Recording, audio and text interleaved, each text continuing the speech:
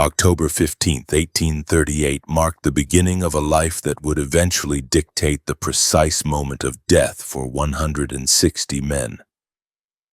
But the forging of that iron will begin in the cold mud of Belmont County, Ohio. Isaac Charles Parker entered a world defined by the harsh, unyielding rhythms of agrarian labor and Methodist discipline, a foundation that stripped away any inclination toward leniency long before he ever opened a law book. The Parker homestead, situated near the small settlement of Barnesville, was not a place of comfort. It was a fortification against starvation and the elements. The winters in this region were not merely cold, they were quiet killers that froze the ground so hard it rang like metal under the strike of a hoe.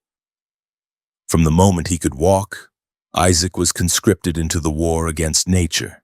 His hands, even as a child, were perpetually stained with soil and grease, his skin chapped raw by the biting wind that swept down from the lakes. He learned early that the harvest did not care about intent or effort, only results. If the seed was not planted deep enough, the crop failed. If the wood was not stacked high enough, the house froze. This binary view of existence solidified in Isaac's mind as he worked the fields, his muscles hardening under the strain of lifting, pulling, and digging. The farmhouse itself was a study in austerity. Joseph Parker, his father, was a man who spoke little and worked incessantly, a trait he passed directly to his son. Meals were consumed in silence, fueled by the necessity of calories rather than the pleasure of taste. The family gathered around a rough-hewn table, eating stews of root vegetables and salted meats, the air thick with the smell of wood smoke and damp wool. In this environment, Isaac absorbed the Methodist doctrine not as a spiritual suggestion, but as a literal set of operating instructions for the human machine. There was right and there was wrong, and there was path of industry, and there was the path of sloth. The sinners he heard about in the Sunday sermons were not abstract figures. To young Isaac, they were the men who let their fences rot, the men who drank away their grain money, the men who allowed chaos to creep into the ordered rows of civilization. He looked at the world with eyes that were already judging the structural integrity of the souls around him. Education offered Isaac an escape from the physical drudgery of the plow, but it did not soften his disposition. He attended the Barnesville Academy, walking miles through slush and mud to sit on a hard bench and absorb Latin, mathematics, and history. He attacked his studies with the same grim determination he applied to clearing a field of stones. He did not learn for the joy of discovery, he learned to acquire tools. He saw the law as the ultimate tool, a mechanism superior to the plow because it could order not just the land, but the people inhabiting it. To pay for his legal studies, he took a position as a country school teacher. This role was his first taste of authority.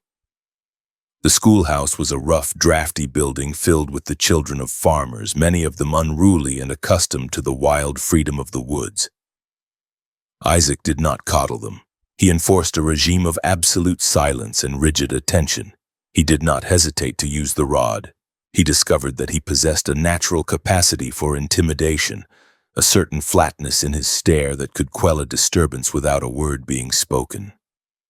He realized that order was not natural. It had to be imposed from above by a strong hand. He read law under the tutelage of Robert Shannon, a brazen and effective attorney in Barnesville who operated out of a cluttered office that smelled of stale tobacco and ink. Shannon taught Parker that the courtroom was a combat zone. He showed the young apprentice how to dismantle a witness, how to find the weak point in a statute, and how to use the procedural machinery of the court to crush an opponent. Parker absorbed these lessons, but he stripped them of Shannon's theatrical flair. Parker's style was developing into something heavier, denser. He did not want to trick the jury. He wanted to overwhelm them with the sheer weight of undeniable fact. By 1859, having passed the bar exam, the 21-year-old Parker realized that Ohio was too settled, too structured, and too crowded for a man with his specific ambition. The hierarchies were established, the seats of power occupied by old men with silver canes. He looked westward toward the bleeding edge of the frontier where the law was thin, fragile, and in desperate need of reinforcement.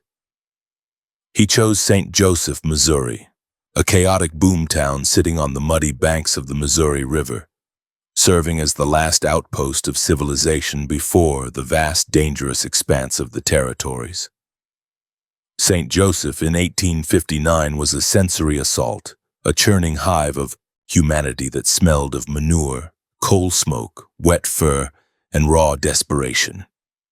It was the jumping-off point for the Oregon and California trails, a place where tens of thousands of emigrants gathered to buy wagons, oxen, and rifles before plunging into the wilderness. Parker arrived in this bedlam and immediately saw the opportunity. The streets were choked with knee-deep slush compounded by the hooves of livestock and the boots of prospectors. Drovers cracked whips over teams of oxen that bellowed in the crowded thoroughfares. Saloons spilled drunks into the gutters at all hours of the day. Violence was a common currency. Arguments over card games or cattle prices were settled with knives and heavy dragoon revolvers, the reports of gunfire cracking through the humid air like whip cracks. Parker walked these streets in a somber frock coat, his appearance starkly at odds with the buckskins and rough-spun wool of the transients. He partnered with his maternal uncle D.E. Shannon and established a practice that focused on the brutal realities of a border town. He did not defend the drunken brawlers. He prosecuted the debts, the land disputes, the broken contracts. He married Mary O'Toole in 1861, a union that provided him with a domestic anchor. But the outbreak of the Civil War immediately tested his resolve and his capacity for violence. Missouri during the Civil War was a slaughterhouse, a distinct kind of hell separate from the structured battlefields of Virginia. This was a guerrilla war of neighbors murdering neighbors in the dark. Bushwhackers and jayhawkers rode through the night, burning farmsteads and lynching men on the limbs of oak trees in front of their screaming families. Parker, a staunch Unionist, enlisted in the 61st Missouri Emergency Regiment. He did not see the grand glory of war. He saw the gritty ugliness of insurrection and the total breakdown of civil order.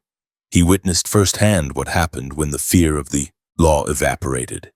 He saw bodies left in ditches bloated and buzzing with flies. He saw towns reduced to charcoal skeletons. He saw men he knew, men who had been shopkeepers and farmers, turn into butchers when the constraints of society were removed. This period stripped Parker of any lingering idealism regarding the inherent goodness of man. He understood then that civilization was a thin veneer, a fragile sheet of glass held in place only by the threat of swift, overwhelming force. Without the executioner, the judge, and the jailer, the wolf inside the man would always break free. In 1861, amidst this carnage, he was elected city attorney of St. Joseph. The city was a powder keg of resentment and lawlessness. Parker treated the office not as a political stepping stone, but as a weapon. He cleared dockets that had been clogged for years, securing convictions with a tenacity that startled the local defense bar. He did not possess the soaring oratory of some of his contemporaries. His speeches were brick walls of fact and statute, impenetrable and crushing. He prosecuted treason cases and murder cases with equal vigor. He often rode the circuit through dangerous territory where Confederate sympathizers would have happily put a bullet in his back. He traveled with a double-barreled shotgun across his lap, his eyes always watching the tree line, scanning for the glint of a barrel or the movement of a horse. He convicted criminals who had thrived in the chaos of the war. Men who believed their wartime allegiances gave them a pass for banditry. Parker disabused them of this notion. He sent men to the penitentiary in droves, establishing a reputation as a lawyer who never tired, never negotiated, and never blinked. His success in the courtroom propelled him into politics. In 1870, Parker won a seat in the United States Congress as a Republican. He moved to Washington, D.C., a city recovering from the war and teeming with lobbyists, reconstructionists, and opportunists. In the halls of the Capitol, Parker was a workhorse. He served on the Committee on Territories, a position that brought the lawlessness of the Indian Territory directly to his attention. He sat in committee rooms filled with cigar smoke and listened to the reports of the Indian agents. He read the letters from the 5 civilized tribes, the Cherokee, Choctaw, Chickasaw, Creek, and Seminole. They pleaded for protection. They described a land overrun by white intruders, whiskey peddlers, and horse thieves who used the nations as a sanctuary. The treaties promised that the federal government would keep the white trash out, but the government had failed. The Indian Territory, covering over 74,000 square miles, had become a festering wound in the side of the nation. It was technically under the jurisdiction of the federal court, but in practice, it was a hellscape where a man could murder in Texas or Kansas and vanish across the line, untouchable. Parker absorbed these reports with a growing sense of outrage. To him, a treaty was a contract, and a contract broken was an affront to the law. He saw the incompetence of the current administration in the Western District of Arkansas as a personal insult to the dignity of the United States. While Parker legislated in Washington, the situation in Fort Smith, the seat of the court, deteriorated into absolute farce. The presiding judge, William Story, was a man of weak character and flexible morals. Under Story's tenure, the court became a marketplace for bribes. Marshals filed false expense reports, claiming mileage for writs never served and prisoners never arrested. Defense attorneys bought acquittals with whiskey and gold. The basement jail of the courthouse was a dungeon where prisoners were held indefinitely, their cases languishing while the court officials lined their pockets. The corruption was so brazen that it eventually reached the ears of President Ulysses S. Grant. Grant, a man who understood the necessity of discipline, knew that the Western District needed a purge. He did not need a politician or a philosopher. He needed an executioner. He needed a man who could walk into a den of thieves and tear it down to the studs. In 1874, Judge Story resigned in disgrace to avoid impeachment. The seat was open. Parker, having lost his bid for a 3rd congressional term due to the shifting political tides in Missouri, saw the opening. He petitioned the president for the appointment. It was not a glamorous post. The Western District was notorious for low pay, high danger, and a crushing workload. It was widely considered a graveyard for judicial careers. Parker, however, saw it differently. He saw the Western District as a machine that was broken, a machine that required a master mechanic to set it right. He actively sought the position, leveraging his connections and his reputation as a hardliner. President Grant, reviewing Parker's record as a relentless prosecutor in Missouri, saw the perfect match. On March 18, 1875, Grant nominated Isaac Parker as the judge of the district court for the Western District of Arkansas. The Senate confirmed him just 1 day later. Parker prepared for the move to Fort Smith with the same meticulous attention to detail he applied to his legal briefs. He studied the treaties with the Native American tribes, understanding that the court's jurisdiction was unique in American history. The court in Fort Smith had jurisdiction over all crimes committed in the Indian Territory involving a U.S. citizen.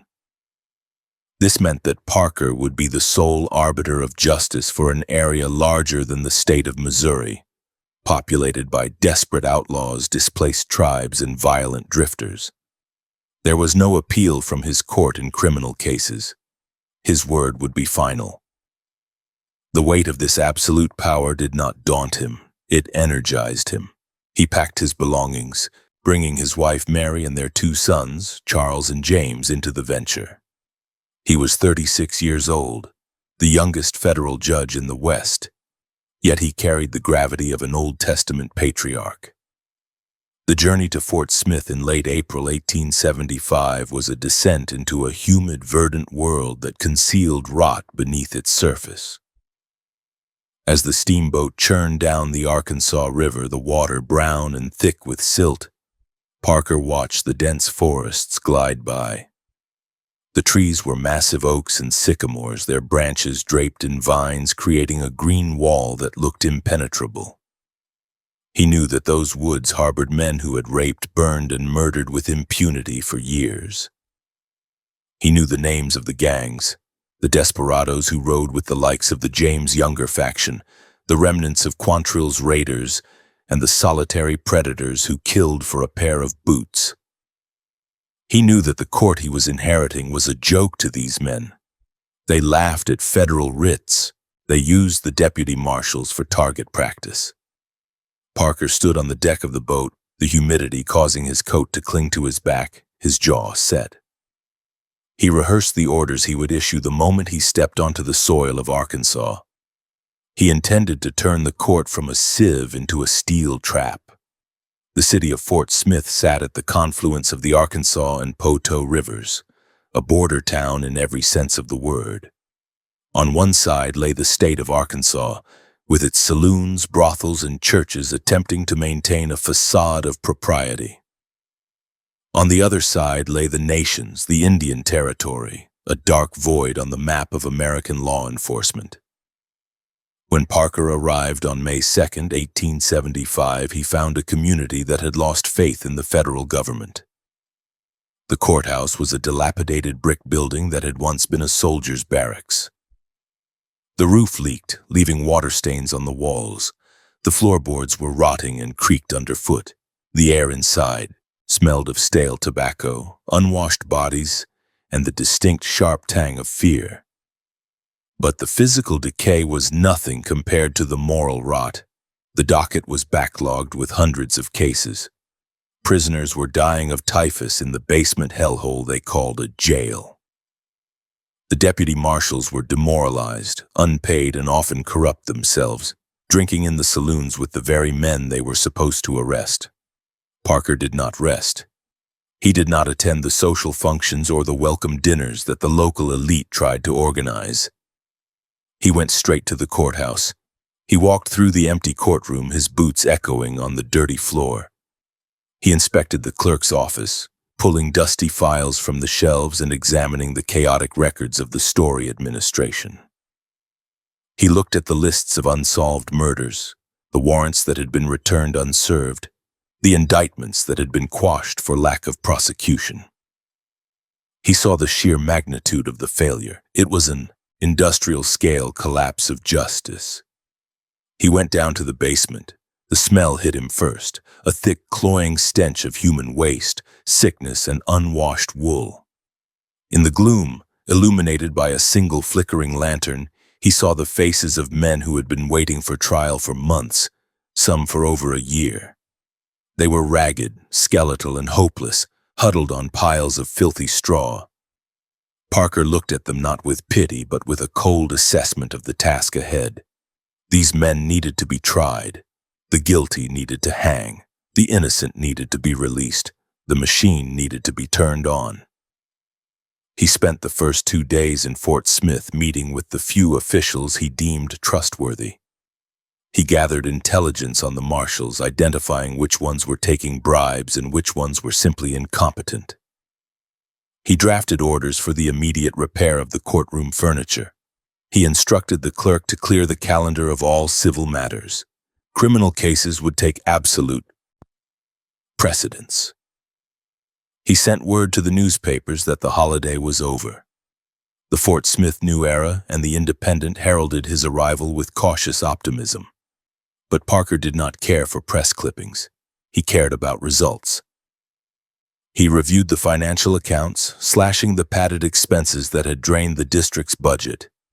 He made it clear that every penny spent would be accounted for, and every mile claimed by a deputy would be verified.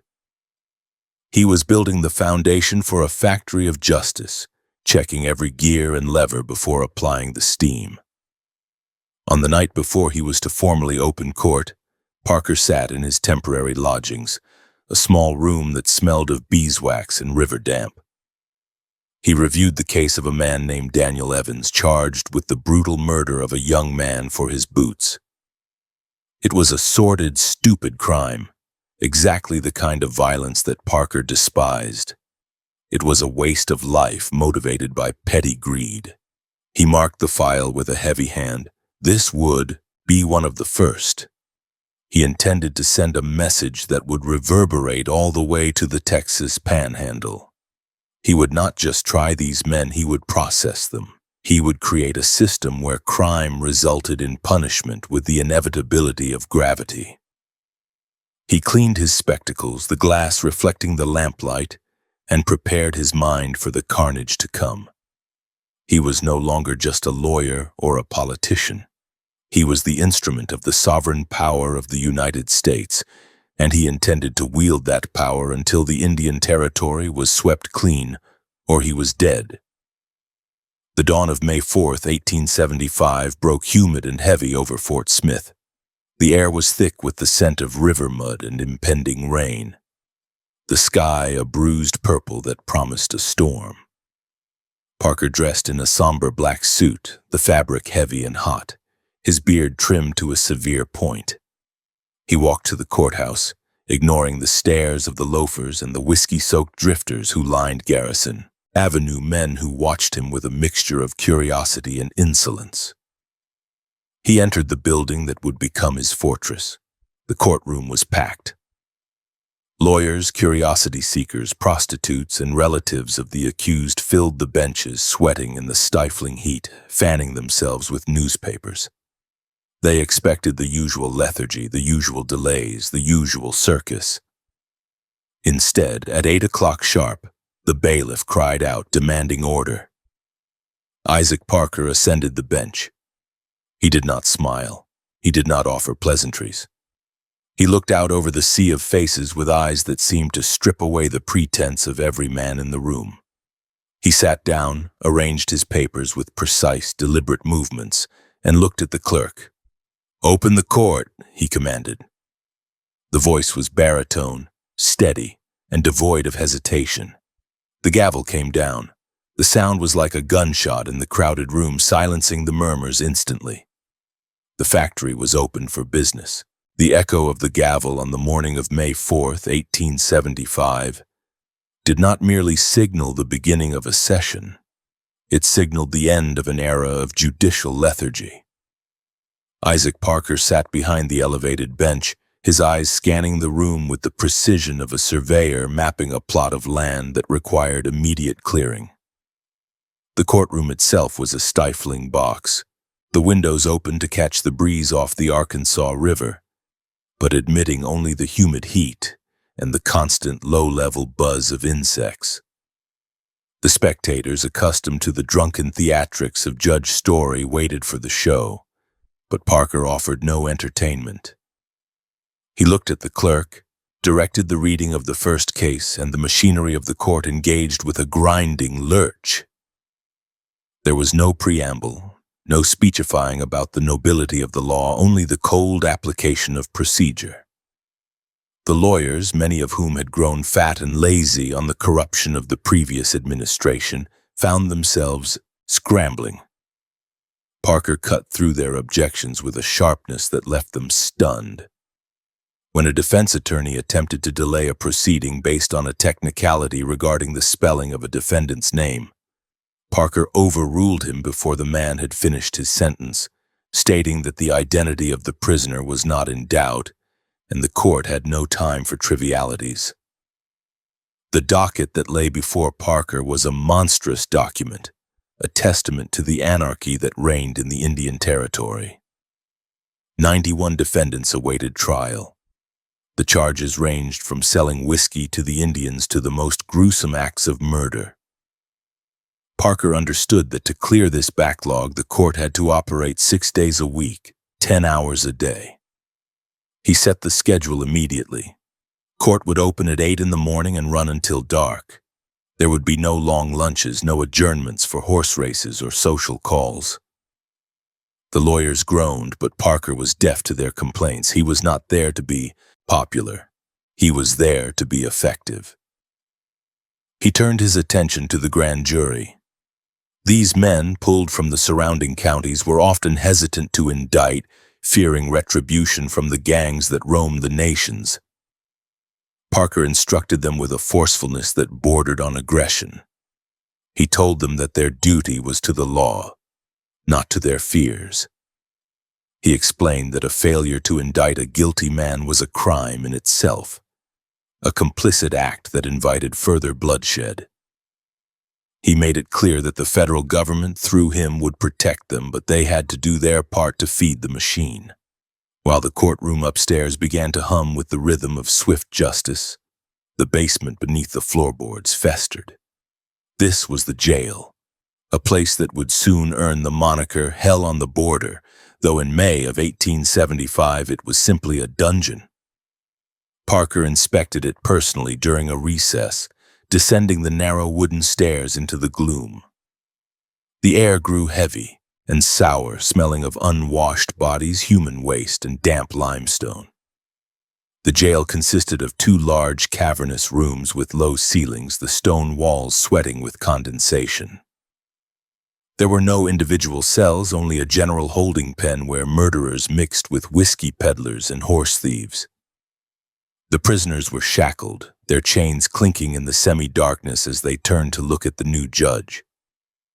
The sanitation was non-existent. Buckets served as latrines, often overflowing onto the straw-covered floor. The ventilation was limited to small barred windows at ground level, which admitted little air but plenty of street dust and the taunts of passers-by. Parker saw the conditions not with sympathy but with a logistical eye. Sickness here meant delays upstairs. A dead prisoner could not be tried. He ordered the marshal to scrub the floors with lye and to improve the food rations, not out of kindness, but to ensure the inventory remained viable for processing. The enforcement arm of the court, the United States Marshal Service, required an equally drastic overhaul. The Western District covered 74,000 square miles of rugged, hostile terrain from the Arkansas line west to the western boundary of Indian Territory. To police this void, Parker needed men who were harder than the criminals they hunted. He reviewed the roster of deputies inherited from the previous administration. He found men who were drunks, men who were cowards, and men who were on the payroll of the very outlaws they were sworn to arrest. Parker purged the ranks. He fired the dead wood without severance or apology. In their place, he authorized the hiring of 200 deputies, but he changed the nature of the job. He made it clear that a deputy marshal was not a political appointee, but a soldier in a war against crime. They were paid by the fee system. $2 for an arrest, 6 cents per mile for travel and actual expenses. If they failed to bring in the prisoner, they were paid nothing. It was a brutal economic model that incentivized aggression. A deputy had to ride hundreds of miles, track a man through swamps and canyons, capture him, and bring him back alive to get paid. If the prisoner died on the way back, the deputy lost money.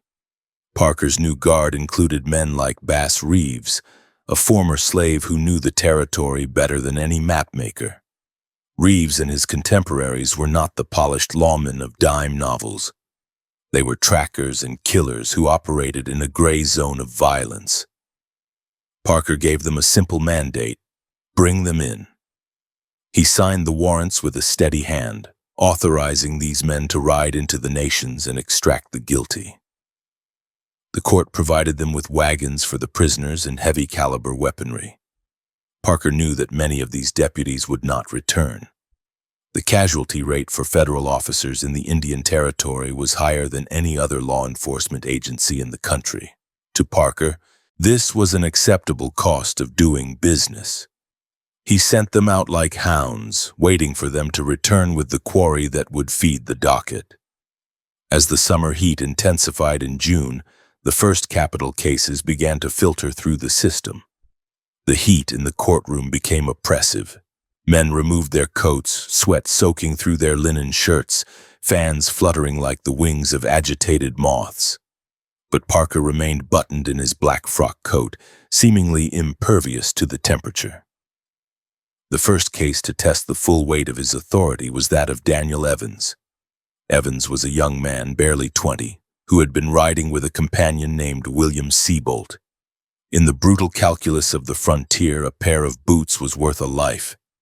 Evans had coveted Seabolt's new boots. While Seabolt slept near a creek in the Indian Territory, Evans had taken a heavy rock and crushed the man's skull. He stripped the boots from the twitching body and rode off. It was a clumsy, stupid crime, lacking even the sophistication of a robbery. Evans was captured wearing the boots. The trial of Daniel Evans was a revelation to the citizens of Fort Smith.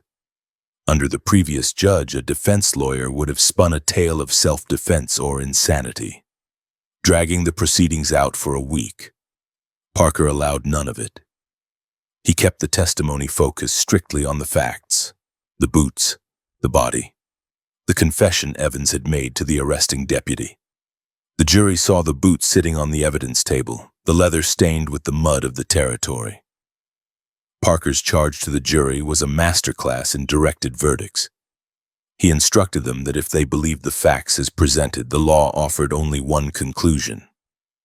He stripped away the moral ambiguity, telling them that to kill for gain was murder in the first degree, and the punishment for murder in the first degree was mandatory death. The jury returned a guilty verdict in under an hour. Evans stood pale and shaking as Parker recorded the verdict in the ledger. There was no emotion in the judge's face, only the satisfaction of a column of figures balancing correctly. Following Evans was John Whittington. Whittington's crime was equally senseless. He had been traveling with an old man named John Turner. Turner carried a satchel containing a small amount of money and a bottle of whiskey. Whittington, driven by a thirst for the liquor and a greed for the few dollars, waited until Turner was distracted and cut his throat with a butcher knife. He then bashed the old man's head with a stone to ensure the job was done. The brutality of the act was shocking, the violence intimate and wet. Whittington had later wept and claimed remorse, but Parker did not trade in remorse. In the courtroom, Parker dissected the crime. He pointed out the preparation, the selection of the weapon, the opportunity taken. He defined malice aforethought for the jury not as a long-held grudge, but as the formation of the intent to kill at the moment of the act. Whittington was convicted swiftly. The assembly line was moving. Then came James Moore. Moore was a darker character, a man with a history of violence that culminated in the murder of a deputy marshal named William Spivey. Spivey had been attempting to serve a warrant on Moore for larceny. Moore had ambushed him, shooting him from the cover of a thicket. Killing a federal officer was a direct attack on the court itself. Parker took this personally. The trial was sharp and aggressive. Witnesses described the ambush, the sound of the rifle shot, the deputy falling from his horse. Parker ensured the jury understood that an attack on a marshal was an attack on the peace and dignity of the United States. Moore watched the proceedings with a sullen glare, realizing too late that the rules of the game had changed. He was found guilty. The machine did not slow down. Smoker Man Killer, a Cherokee man, was brought forward. He had shot a neighbor, William Short, in a dispute over a woman. It was a crime of passion, the kind that often resulted in a manslaughter conviction or an acquittal in the tribal courts. But because the victim was a white man, the case fell to Parker. Parker applied the federal statutes rigidly. He explained to the jury that anger was not an excuse for murder unless the provocation was so extreme as to render the man incapable of reason. A dispute over a woman did not meet that threshold. Mankiller was convicted. Samuel Fooey, a young schoolteacher of mixed blood, had killed a man named John Neff for his money, shooting him in the back of the head while they walked together. The betrayal of trust was the key element. Parker highlighted the cowardly nature of the act. Fooey was convicted. Edmund Campbell, a black man, had killed a neighbor named Lawson in a dispute over cattle. The argument had turned violent, and Campbell had used an axe. The gore of the crime scene was described in clinical detail. Campbell was convicted. By the middle of June, Parker had secured 6 capital convictions. The rapidity of these trials sent a shockwave through the district. Lawyers who had previously boasted of their ability to sway juries now advised their clients to plead guilty in hopes of leniency. But for murder, there was no leniency. The mandatory sentence was death. Parker did not have the discretion to offer life imprisonment for first-degree murder. The statute was absolute. On June 26, 1875, Parker had the 6 condemned men brought before him. The courtroom was packed, the air thick with the smell of unwashed wool and anticipation. The 6 men, Evans, Whittington, Moore, Mankiller, Fooey, and Campbell, stood in a line, shackled hand and foot. They were a cross-section of the frontier, white, black, and Native American, united now by the hemp rope that awaited them. Parker looked at them. He did not preach fire and brimstone, but his voice carried the weight of finality. He spoke to them of the lives they had taken, of the blood that cried out from the ground. He told them that they had forfeited their right to exist in a civilized society. He then pronounced the sentence. He directed that on Friday, September 3, 1875, they be taken to the gallows and hanged by the neck until dead. He spoke the words dead, dead, dead with a rhythmic cadence that sounded like the tolling of a bell. He did not weep, as some legends would later claim. He simply closed the book. The date was set. The factory had produced its first batch of finished products. The weeks following the sentencing were a time of grim preparation. The heat of July and August descended on Fort Smith like a heavy blanket. The river level dropped, exposing mud flats that reeked of decay.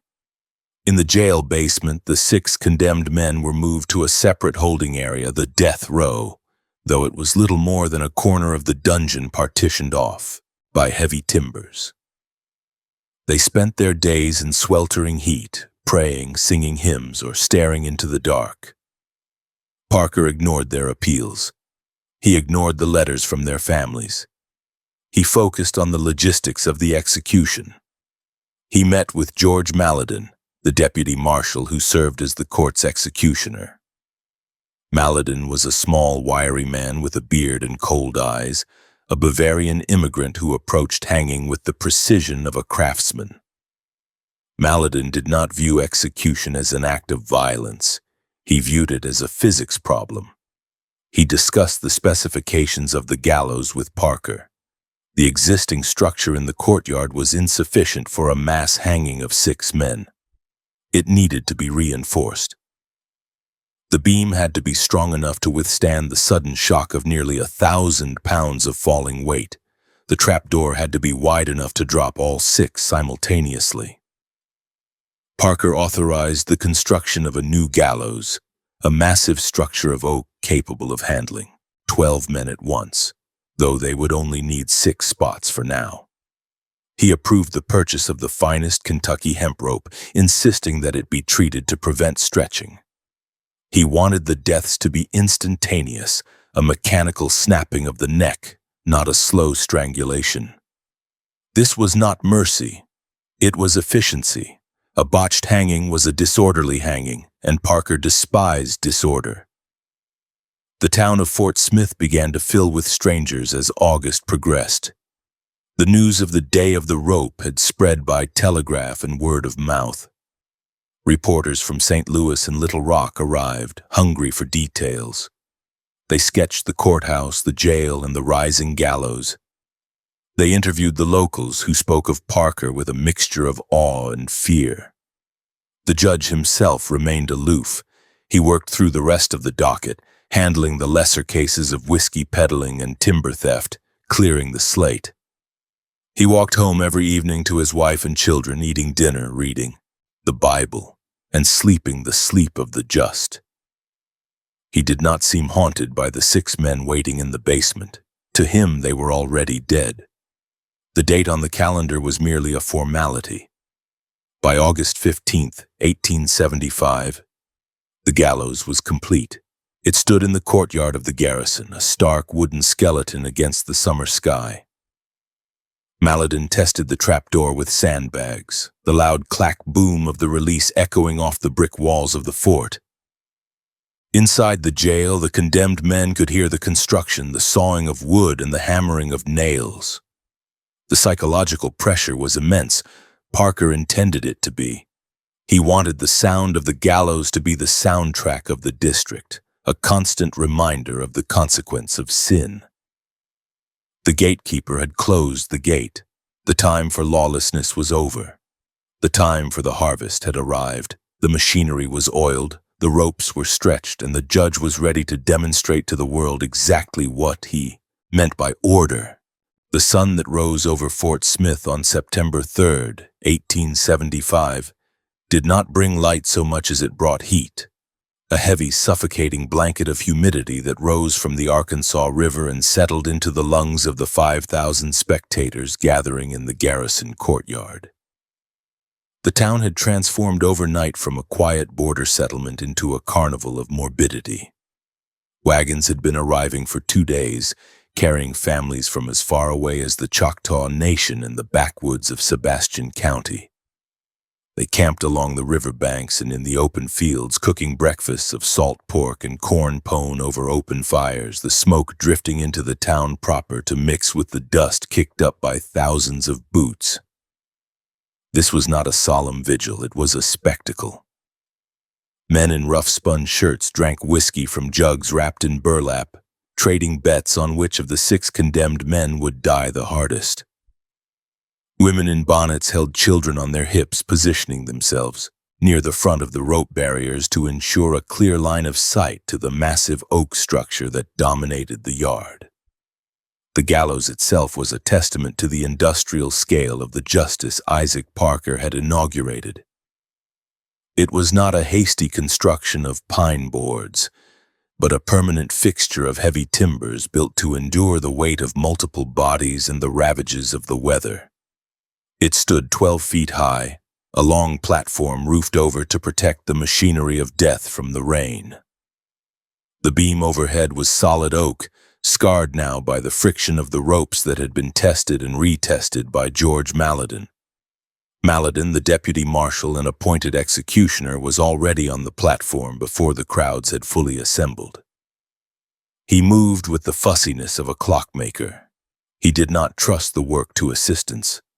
He personally inspected the hinges of the trap door, a massive plank running the length of the platform, held in place by a trigger mechanism that connected to a single iron lever. He checked the ropes. They were of the finest Kentucky hemp, an inch in diameter, chosen for their strength and lack of elasticity.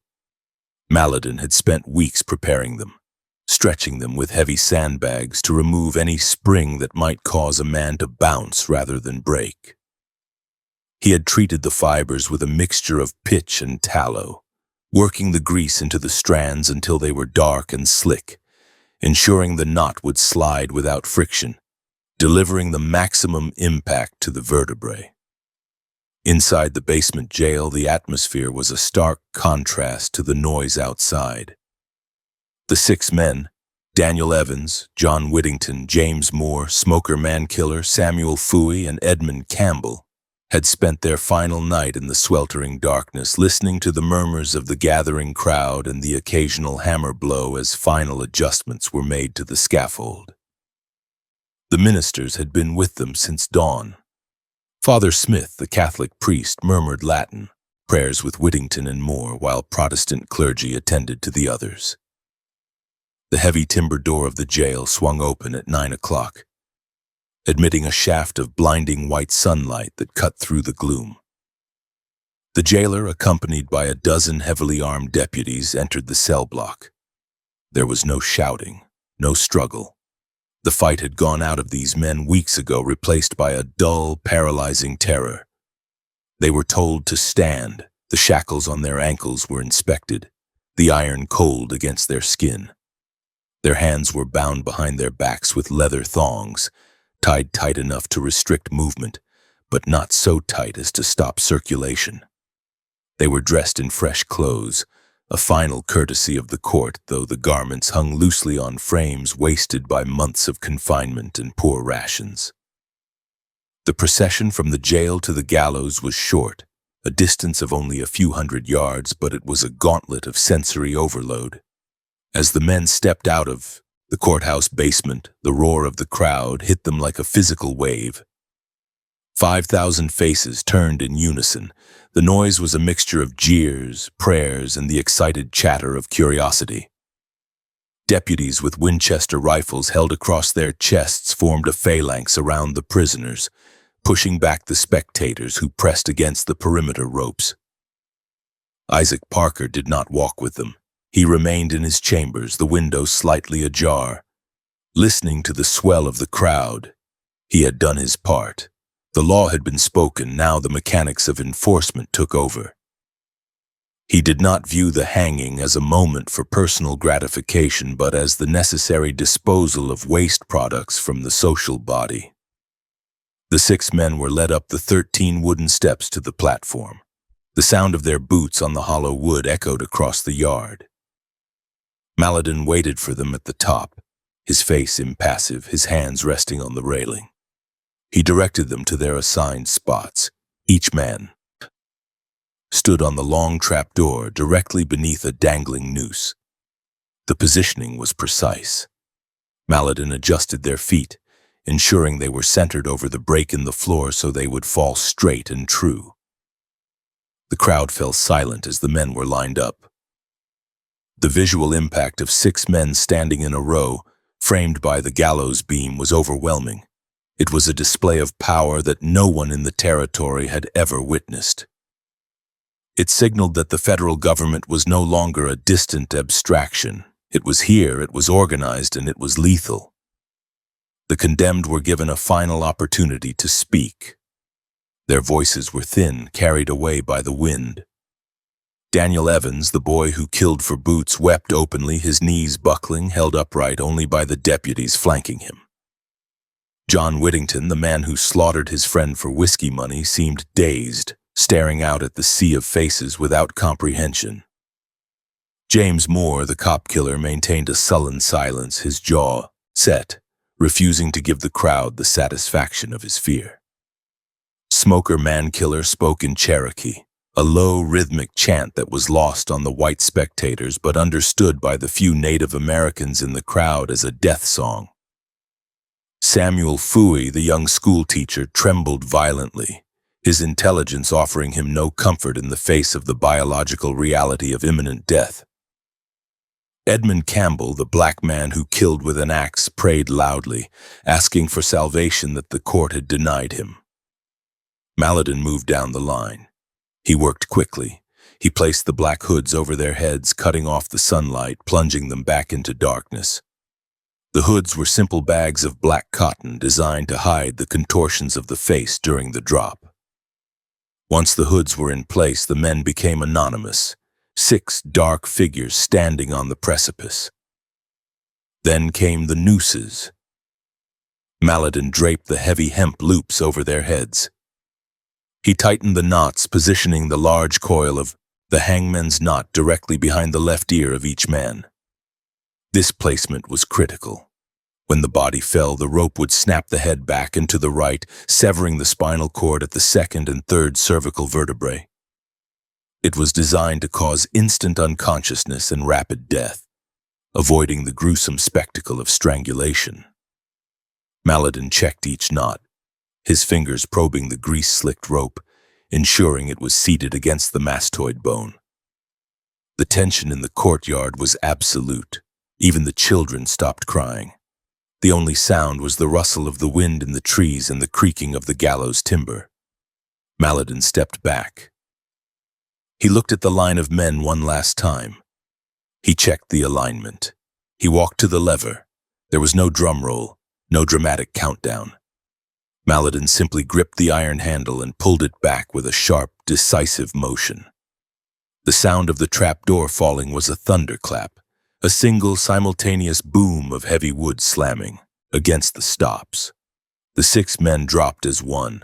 The ropes snapped taut with a sound like a cracking whip. The gallows frame shuddered under the sudden application of nearly 1,000 pounds of force. The crowd gasped, a collective intake of breath that hissed through the yard. The bodies fell 6 feet, the standard drop calculated by Maladin based on their average weight. They stopped abruptly, suspended in the air, swaying slightly from the momentum. There was no kicking, no desperate struggle for air. The preparation had been flawless. The necks of all 6 men had broken instantly. Their limbs hung limp, their heads askew at unnatural angles beneath the black hoods. For a moment the scene was frozen. The 6 bodies turned slowly on the ropes, the hemp creaking under the strain. Maladin stood on the platform, looking down through the open trap. He did not smile. He did not celebrate. He watched for any sign of movement, any indication that the job was incomplete. There was none. Factory had functioned perfectly. The massive oak beam had held. The trap had cleared. The knots had held. The bodies were left to hang for 30 minutes. This was part of the procedure, ensuring that the heart had stopped beating completely. The silence in the courtyard began to break, replaced by low whispers. The spectators, having witnessed the climax, seemed unsure of how to react. The gruesome reality of 6 dead men swinging in the gentle breeze stripped away the carnival atmosphere. It was ugly. It was stark. It was undeniable. The sheer volume of death was sobering. This was not a gunfight in a saloon. It was a deliberate, calculated extermination. After the prescribed time, the doctors approached the scaffold. They were lifted up to the hanging bodies or used stepladders to reach the chests of the condemned. They placed stethoscopes against the ribs, listening for the faint flutter of a heart. One by one, they pronounced the men dead. Bodies were lowered slowly, the ropes slackening until the feet touched the ground. The nooses were loosened and removed, the hoods taken off. The faces of the men were purple and swollen, tongues protruding slightly, eyes fixed in a dead stare, but the expressions were relatively peaceful, devoid of the agony of asphyxiation. The necks were visibly elongated and loose. Coffins were waiting nearby, simple boxes of rough pine.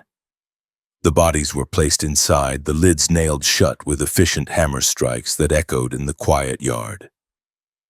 The families of the condemned, those who had come, came forward to claim the remains. Those without family were loaded onto a wagon destined for the potter's field. The crowd began to disperse, the show over. They walked back to their wagons and their homes subdued. They had come to see a hanging. They had seen a massacre of the wicked. The story of the day of the rope would be told in every cabin and saloon from Fort Smith to the Colorado border. The message was clear.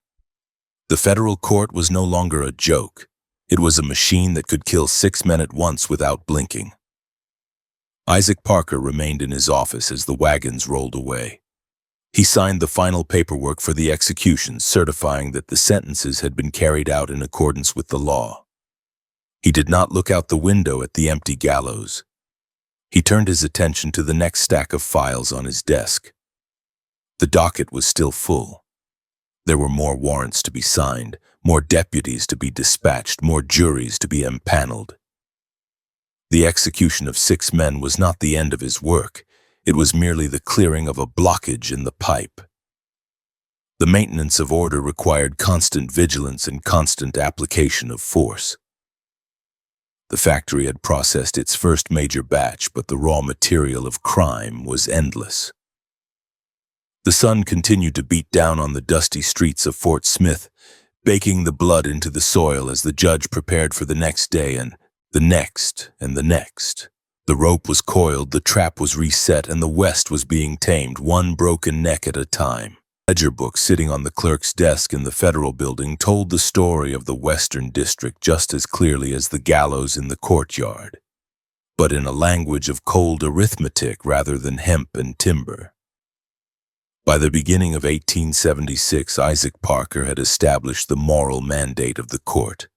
But the physical enforcement of that mandate relied entirely on a sprawling mercenary network of deputy marshals who operated on a system of economics so brutal it often blurred the line between lawman and bounty hunter.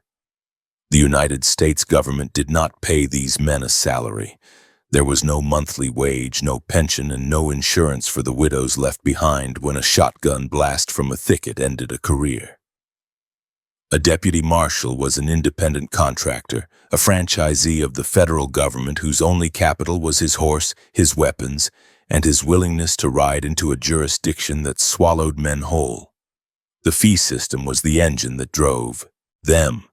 A deputy received $2 for an arrest. He received 6 cents per mile for travel while serving a writ, but only if he successfully located the subject. If he rode 300 miles into the Choctaw Nation, tracked a fugitive for 2 weeks and came back empty-handed, he received nothing. He paid for his own ammunition, his own food, and the wages of the posse men he hired to guard his prisoners. This financial reality turned the enforcement of the law into a grim calculus of risk and return. Every warrant signed by Judge Parker was a potential paycheck, but it was also a gamble. The deputies, numbering 200 at the peak of operations, viewed the Indian Territory not merely as a crime scene, but as a harvest field. Among these men, Bass Reeves stood as a titan of efficiency, though he carried himself with the quiet, unassuming demeanor of a man who knew that noise got you killed. Reeves, a former slave who had fled into the Creek Nation during the Civil War, possessed an intimate knowledge of the terrain and the languages of the tribes that no white deputy could match. In the spring of 1876, Reeves prepared for a patrol that would exemplify the industrial nature of this manhunt. He stood in the supply yard behind the courthouse, checking the axles of a prisoner wagon, a heavy canvas-topped vehicle that would serve as a rolling jail cell for the next month. The wagon was drawn by a team of mules, animals chosen for their stamina rather than their speed. Inside, heavy trace chains were bolted to the floorboards, ready to anchor the human cargo Reeves intended to collect. Reeves did not ride alone. The economics of the trail required a team. He hired a cook, usually a man too old or too crippled for gunfighting, but capable of keeping a fire going in the rain and managing the team. He also hired a posse man, a guard whose primary job was to watch the prisoners while Reeves slept or hunted. Reeves paid these men from his own Courtroom pocket, a business expense deducted from the eventual fees he hoped to collect. The departure from Fort Smith was unceremonious. They crossed the Poteau River and vanished into the green wall of the nations, carrying a sheaf of warrants tucked into a waterproof leather pouch. The warrants were their hunting licenses. They listed names, often aliases, and crimes ranging from introducing spirituous liquors, whiskey running, to murder. To make the trip profitable, Reeves could not return with just one man. He needed to fill the wagon. A single prisoner was a loss. A full wagon was a payday. The patrol moved west, cutting through the dense timber of the Sans Bois Mountains. The environment was hostile, actively working against the preservation of order. The scrub oak tore at clothing, the limestone creek beds destroyed horseshoes, and the insects were a constant, maddening plague. Reeves operated with a methodical patience. He knew the habits of the men he hunted. He knew that outlaws, like animals, required water and shelter. He checked the known crossings, the isolated cabins of sympathizers, and the back rooms of trading posts. The first arrest on this trip occurred near the settlement of Eufaula. The target was a man named Silas Hampton, wanted for larceny. Reeves did not kick down the door with guns blazing. He waited. He watched the cabin from a ridge continuously for 16 hours, chewing on dried beef and drinking warm water from a canteen. When Hampton finally emerged to chop wood, leaving his rifle inside the door, Reeves moved.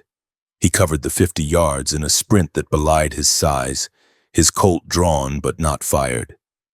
Hampton was on the ground, irons ratcheting onto his wrists before he fully understood he was no longer a free man. Hampton was the first link in the chain. He was marched to the wagon, hidden in a draw a mile away and shackled to the floor. This was the reality of the long ride. A prisoner arrested on day 3 of a patrol might have to sit in that wagon for another 3 weeks while the deputy finished his circuit. The conditions inside the wagon were atrocious. As the days passed and the heat of late May intensified, the smell of unwashed men, fear, and human waste became a physical barrier around the vehicle. There were no sanitation facilities. The prisoners were let out twice a day under the gun to relieve themselves. They slept sitting up or curled on the hard wood, the vibration of the wheels over the rough trails bruising their bones. Reeves ignored their complaints. His job was to deliver them alive. A dead prisoner was worth $0. In fact, it was a liability. If a prisoner died in custody, the deputy often had to pay for the burial out of his own funds. This economic disincentive for vigilance justice was one of the few things that kept many deputies from simply executing difficult prisoners in the field. The patrol continued south toward the Red River. The list of warrants thinned as the wagon filled. A whiskey peddler caught sleeping off a drunk by a creek. A horse thief identified by the brand on the animal he was riding. A man wanted for assault who surrendered without a fight, broken by hunger. The wagon became a mobile community of the damned, a rolling cage containing 10 desperate men who hated each other almost as much as they hated Reeves. Security was the primary obsession. At night, the wagon was parked in a clearing. Reeves and his posse man took shifts, sitting by the fire with Winchester rifles across their knees. They could never truly sleep. A lapse in attention meant a knife in the throat or a prisoner slipping his chains. The psychological strain of this constant hypervigilance broke lesser men, driving them to the bottle or back to the safety of the plow. But Reeves thrived in it. He possessed a nervous system that seemed impervious to fatigue. In June of 1876, near the limestone cliffs of the Arbuckle Mountains, the inherent violence of the job materialized. Reeves was tracking a man named Jim Webb, a murderer who had vowed never to be taken. Webb was not a petty thief. He was a killer who understood the tactical realities of the terrain. Reeves had received intelligence that Webb was hiding in a dugout cut into the side of a ravine. The approach was a tactical nightmare, offering zero cover. Reeves used the terrain, crawling through the high grass, moving only when the wind rusted the vegetation. He got within 100 yards when a shot rang out, the heavy slug tearing through the brim of his hat. Webb had seen him. The ensuing engagement was not a heroic duel, but a suppression of fire. Reeves lay flat, dirt kicking into his face as bullets chewed up the ground around him. He returned fire with his Winchester, the brass casings ejecting into the grass. He did not fire wildly. He fired at the flashes of smoke from the dugout. The standoff lasted for an hour under the baking sun. Reeves, realizing a frontal assault was suicide, signaled his posse man to create a distraction on the left flank. As the posse man fired a rapid volley, Reeves broke cover and sprinted forward, diving behind a fallen log 20 yards closer. Webb, confused by the shifting angles of fire, exposed himself for a second to acquire a target. That second was all the margin Reeves required. He fired a single round. Webb crumpled. When Reeves reached the dugout, Webb was bleeding from a lung shot, gasping for air. The brutality of the scene was absolute. There were no doctors, no medicine. Reeves bound the wound with rags, gave the man a drink of whiskey, and dragged him to the wagon. Webb died 2 days later, a rattling, agonizing death in the back of the bouncing wagon. Reeves watched him die with a stoic resignation. He had done his job, but the death meant a loss of revenue for that specific warrant. It was a wasted effort, a business transaction voided by mortality. The death of Webb highlighted the grisly logistics of the return trip. A corpse could not be transported for days in the summer heat. Reeves had to bury Webb by the side of the trail. He dug the grave himself, the shovel striking rocks and roots. He carved the name into a piece of wood, noted the location in his logbook, and moved on. The bureaucracy required proof. He would have to testify that the man was dead to clear the warrant, even though he would not be paid. The remaining prisoners watched this from the wagon, a stark reminder of their own precarious position. They were inventory. If they spoiled, they were discarded. By the time Reeves turned the wagon north toward Fort Smith in July, he had 15 prisoners chained in the bed. The return journey was a slow, grinding ordeal. The mules were exhausted, their ribs showing through their hides. The food supplies ran low, reduced to weevil-infested hardtack and black coffee. The prisoners were sick, covered in lice, and sullen. Rainstorms turned the trails into quagmires of red mud that sucked at the wheels, forcing Reeves and the posse man to get out and push, coating themselves in slime alongside the animals. Crossing the rivers was the most dangerous phase. The Arkansas River was running high, swollen by summer storms. The ferry was miles away, so they had to ford. The water rose to the floorboards of the wagon. The prisoners screamed as the cold water rushed in, fearing they would drown while shackled to the wood. Reeves rode his horse upstream, breaking the current, shouting commands to the driver, his eyes scanning the water for floating logs that could capsize the vehicle. They made it across, dripping and shivering, the wagon heavier now with the weight of waterlogged wood. The arrival in Fort Smith was the closing of the contract. The wagon rolled down Garrison Avenue, the iron-rimmed wheels clattering on the stones. People stopped to watch the dead wagon pass, counting the heads inside. Reeves drove the team straight to the rear of the courthouse. The transfer of custody was a bureaucratic ritual. The jailer came out with his ledger. He counted the prisoners. He inspected them for injuries. He signed a receipt for each man, accepting responsibility for their bodies. Reeves unlocked the chains, his hands stiff from weeks of gripping reins and rifles, leading the men into the basement dungeon. The prisoners stumbled out, blinking in the shade, their legs atrophied from the confinement. They were processed into the jail, adding to the mass of humanity awaiting Judge Parker's gavel. Reeves then went to the clerk's office. He was covered in dust, his clothes stiff with sweat, his eyes red-rimmed from lack of sleep. He presented his vouchers. The clerk, a man with clean hands and a visor, tallied the miles. He calculated the fees for the arrests. He subtracted the cost of the failed warrants. He questioned a claim for fodder, arguing that the price of corn was lower in the Chickasaw Nation than Reeves had listed. Reeves stood there, the smell of the trail rolling off him, arguing over pennies. In the end, the clerk authorized the payment. It was a substantial sum, enough to support Reeves's large family for a few months, but when divided by the hours worked and the risks taken, it was a pittance.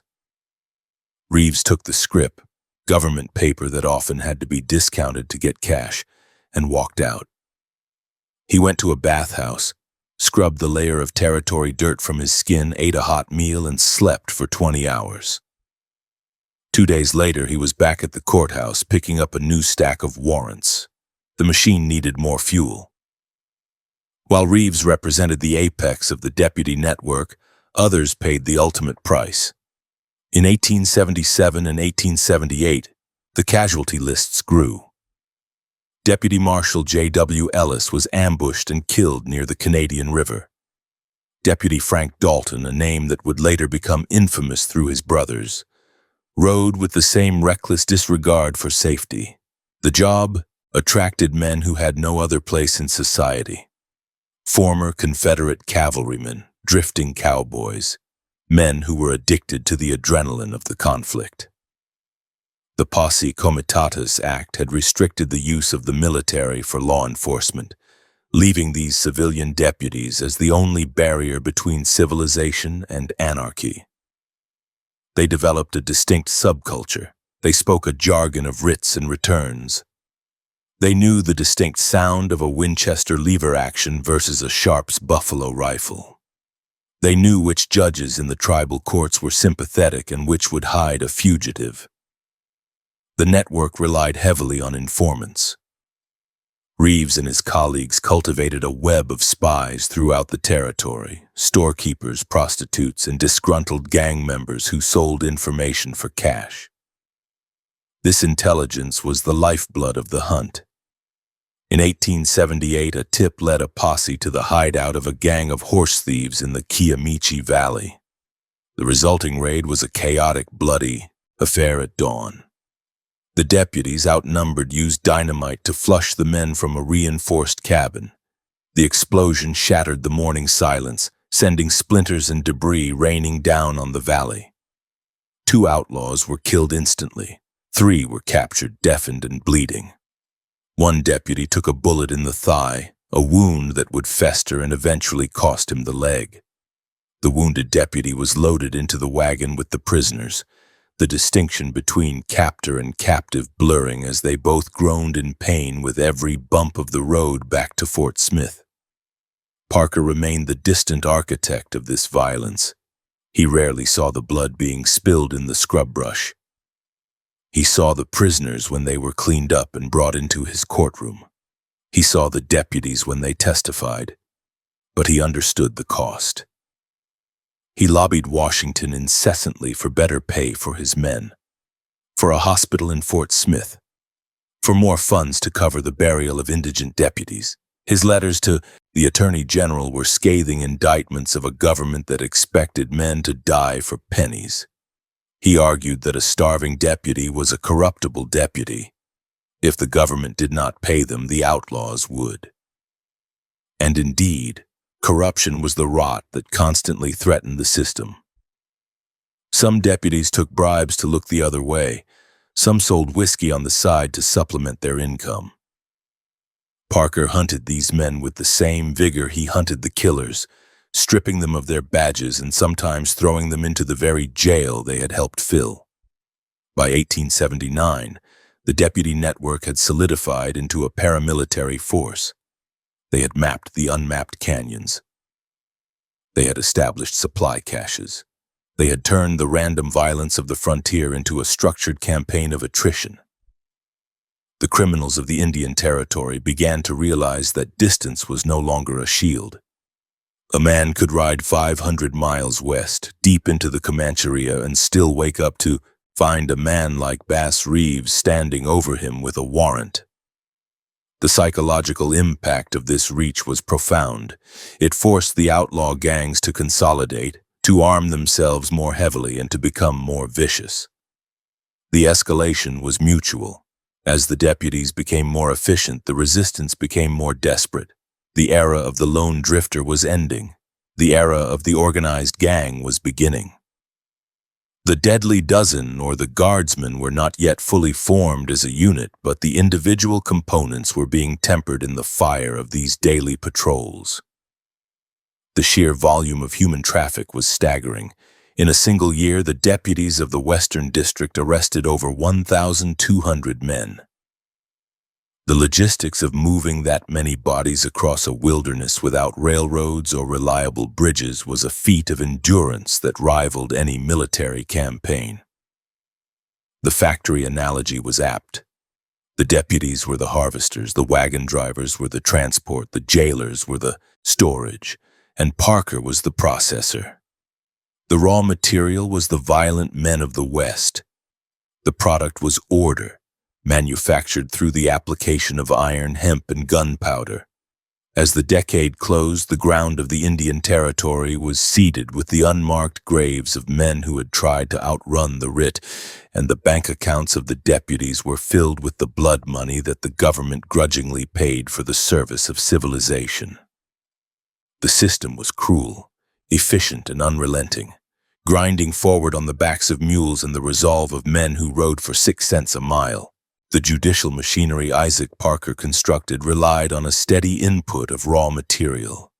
But the storage of that material between capture and processing presented a logistical nightmare that festered directly beneath the floorboards of his courtroom. By the year 1880, the basement jail of the federal building in Fort Smith had earned a reputation that rivaled the gallows itself for sheer terror. While the gallows offered a quick mechanical end, the jail offered a slow, grinding erosion of the human spirit and body. The facility was never designed to hold the volume of humanity that the deputy marshals were now dragging out of the Indian Territory. It was a repurposed dungeon, a relic of the old military garrison, located entirely underground. The ceiling was low, pressing down on the occupants, formed of heavy oak beams and stone arches that seemed to weep moisture even in the driest months. The walls were massive blocks of limestone, 2 feet thick, cold to the touch, and coated in a slimy film of mold and condensation. Entering this subterranean world required a descent down a narrow flight of stone steps that acted as a funnel for the stench rising from below. The smell was the defining characteristic of the jail.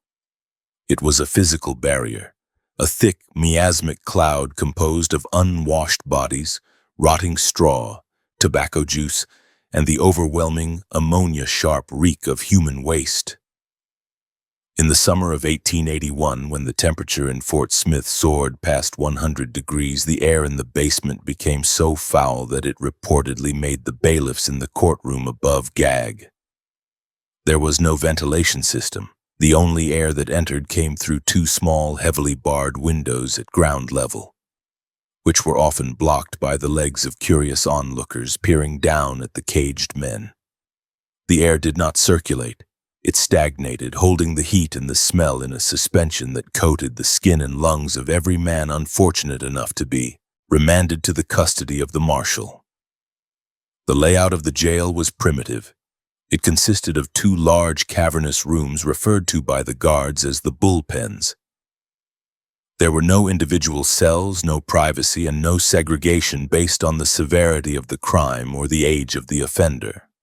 A hardened killer who had scalped his victims might be chained next to a 16-year-old boy arrested for selling a bottle of whiskey to a Cherokee.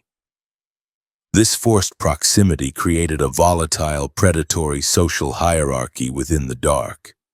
The strong preyed on the weak, stealing their rations, their blankets, and their boots. The only law that existed down there was the law of the fist and the shank. Weapons were fashioned from anything available. A sharpened spoon, a splinter of wood from a bunk, a piece of rusted iron worked loose from the masonry. The guards, knowing the danger, rarely entered the bullpens unless absolutely necessary. They patrolled the perimeter or stood at the gate, letting the inmates govern themselves in a brutal anarchy. The overcrowding in 1882 reached critical levels. The jail, measuring roughly 30 feet by 50 feet, often held over 100 prisoners. At night, there was not enough floor space for every man to lie down simultaneously. They slept in shifts or curled up in tangled heaps, limbs overlapping, the sick coughing into the faces of the healthy. The bedding consisted of straw scattered over the flagstones, straw that was rarely changed and quickly became a nesting ground for lice, fleas, and bedbugs. The vermin were a constant torment. Men scratched themselves until they bled, their skin covered in sores that refused to heal in the damp, filthy environment. Rats, bold and fat on the scraps of food, scurried over the sleeping bodies, sometimes biting the ears or fingers of the men. Sanitation was non-existent. In the corner of each room stood a large wooden tub, the honey bucket, which served as the latrine for 50 men. It was emptied only once a day, usually in the morning. By noon it was overflowing, the contents spilling onto the straw and seeping into the cracks of the stone floor. The humiliation of using the bucket in full view of the other prisoners was the first step in the systematic dehumanization of the inmates. Men ceased to be individuals, they became biological units of misery. Water for washing was a luxury provided sporadically. Most men went months without a bath, their clothes stiffening with sweat and grime until the fabric rotted off their backs. The food provided to the prisoners was designed to sustain life, not health. The standard ration was a slab of corn pone, a piece of boiled salt pork, and a tin cup of bitter black coffee. Vegetables were rare and fruit was unheard of. Scurvy was not uncommon, loosening the teeth of men who had only been awaiting trial for a few months. The salt pork was often rancid, the cornmeal weevil-infested. The prisoners ate with their hands, squatting on the floor, guarding their meager portions with the ferocity of starving dogs. Dysentery swept through the population in waves. In the confined space with the overflowing buckets, the spread of intestinal disease was inevitable. Men wasted away, turning into skeletal figures with hollow eyes and gray skin. When a prisoner became too sick to stand, he was moved to a slightly separated area near the door, a hospital in name only, where the jail physician would offer little more than quinine and opium to dull the pain of dying. Isaac Parker was acutely aware of the conditions beneath his feet. He was a severe man, but he was not a torturer. He viewed the jail as a failure of government, a disgrace that undermined the dignity of the law.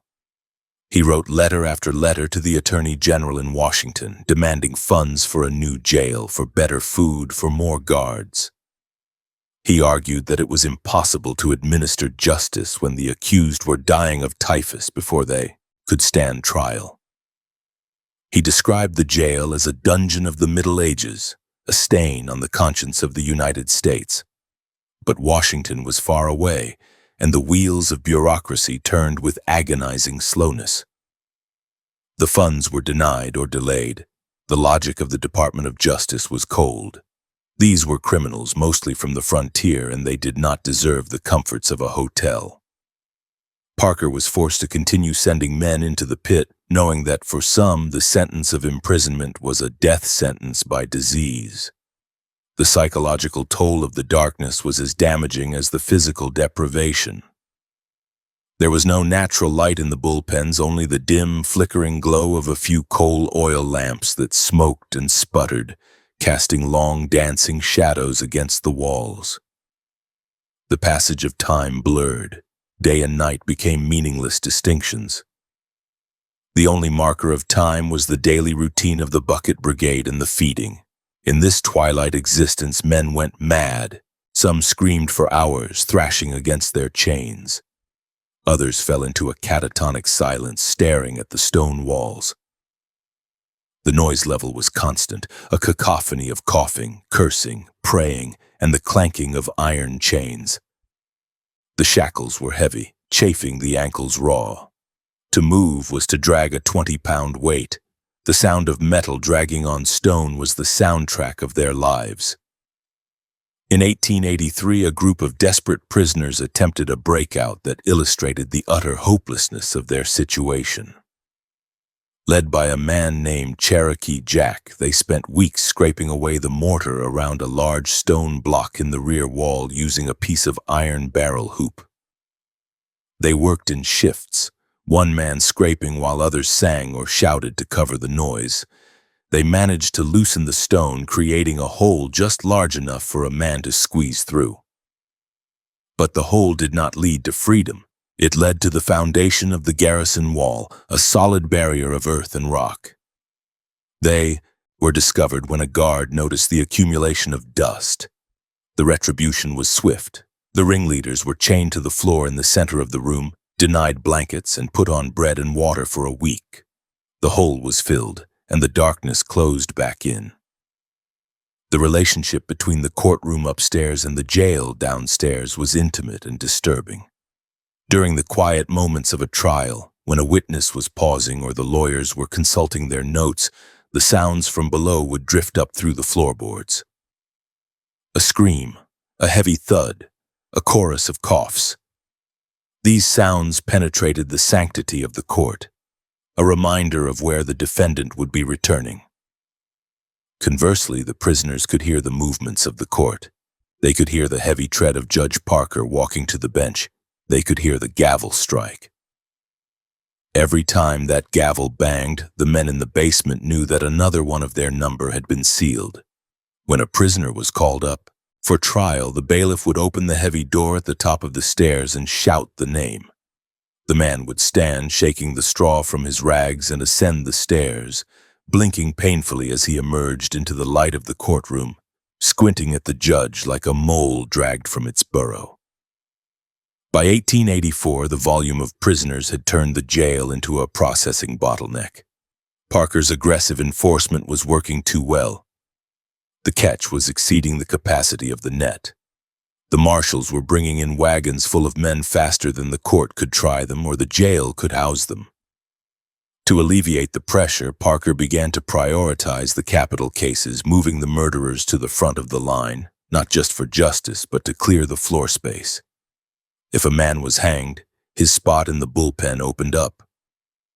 If a man was sent to the federal penitentiary in Detroit or Little Rock, he was moved out. The jail became a transit station, a holding pen for the doomed and the damned. The Sunday school experiments of this period highlighted the bizarre contrasts of the environment.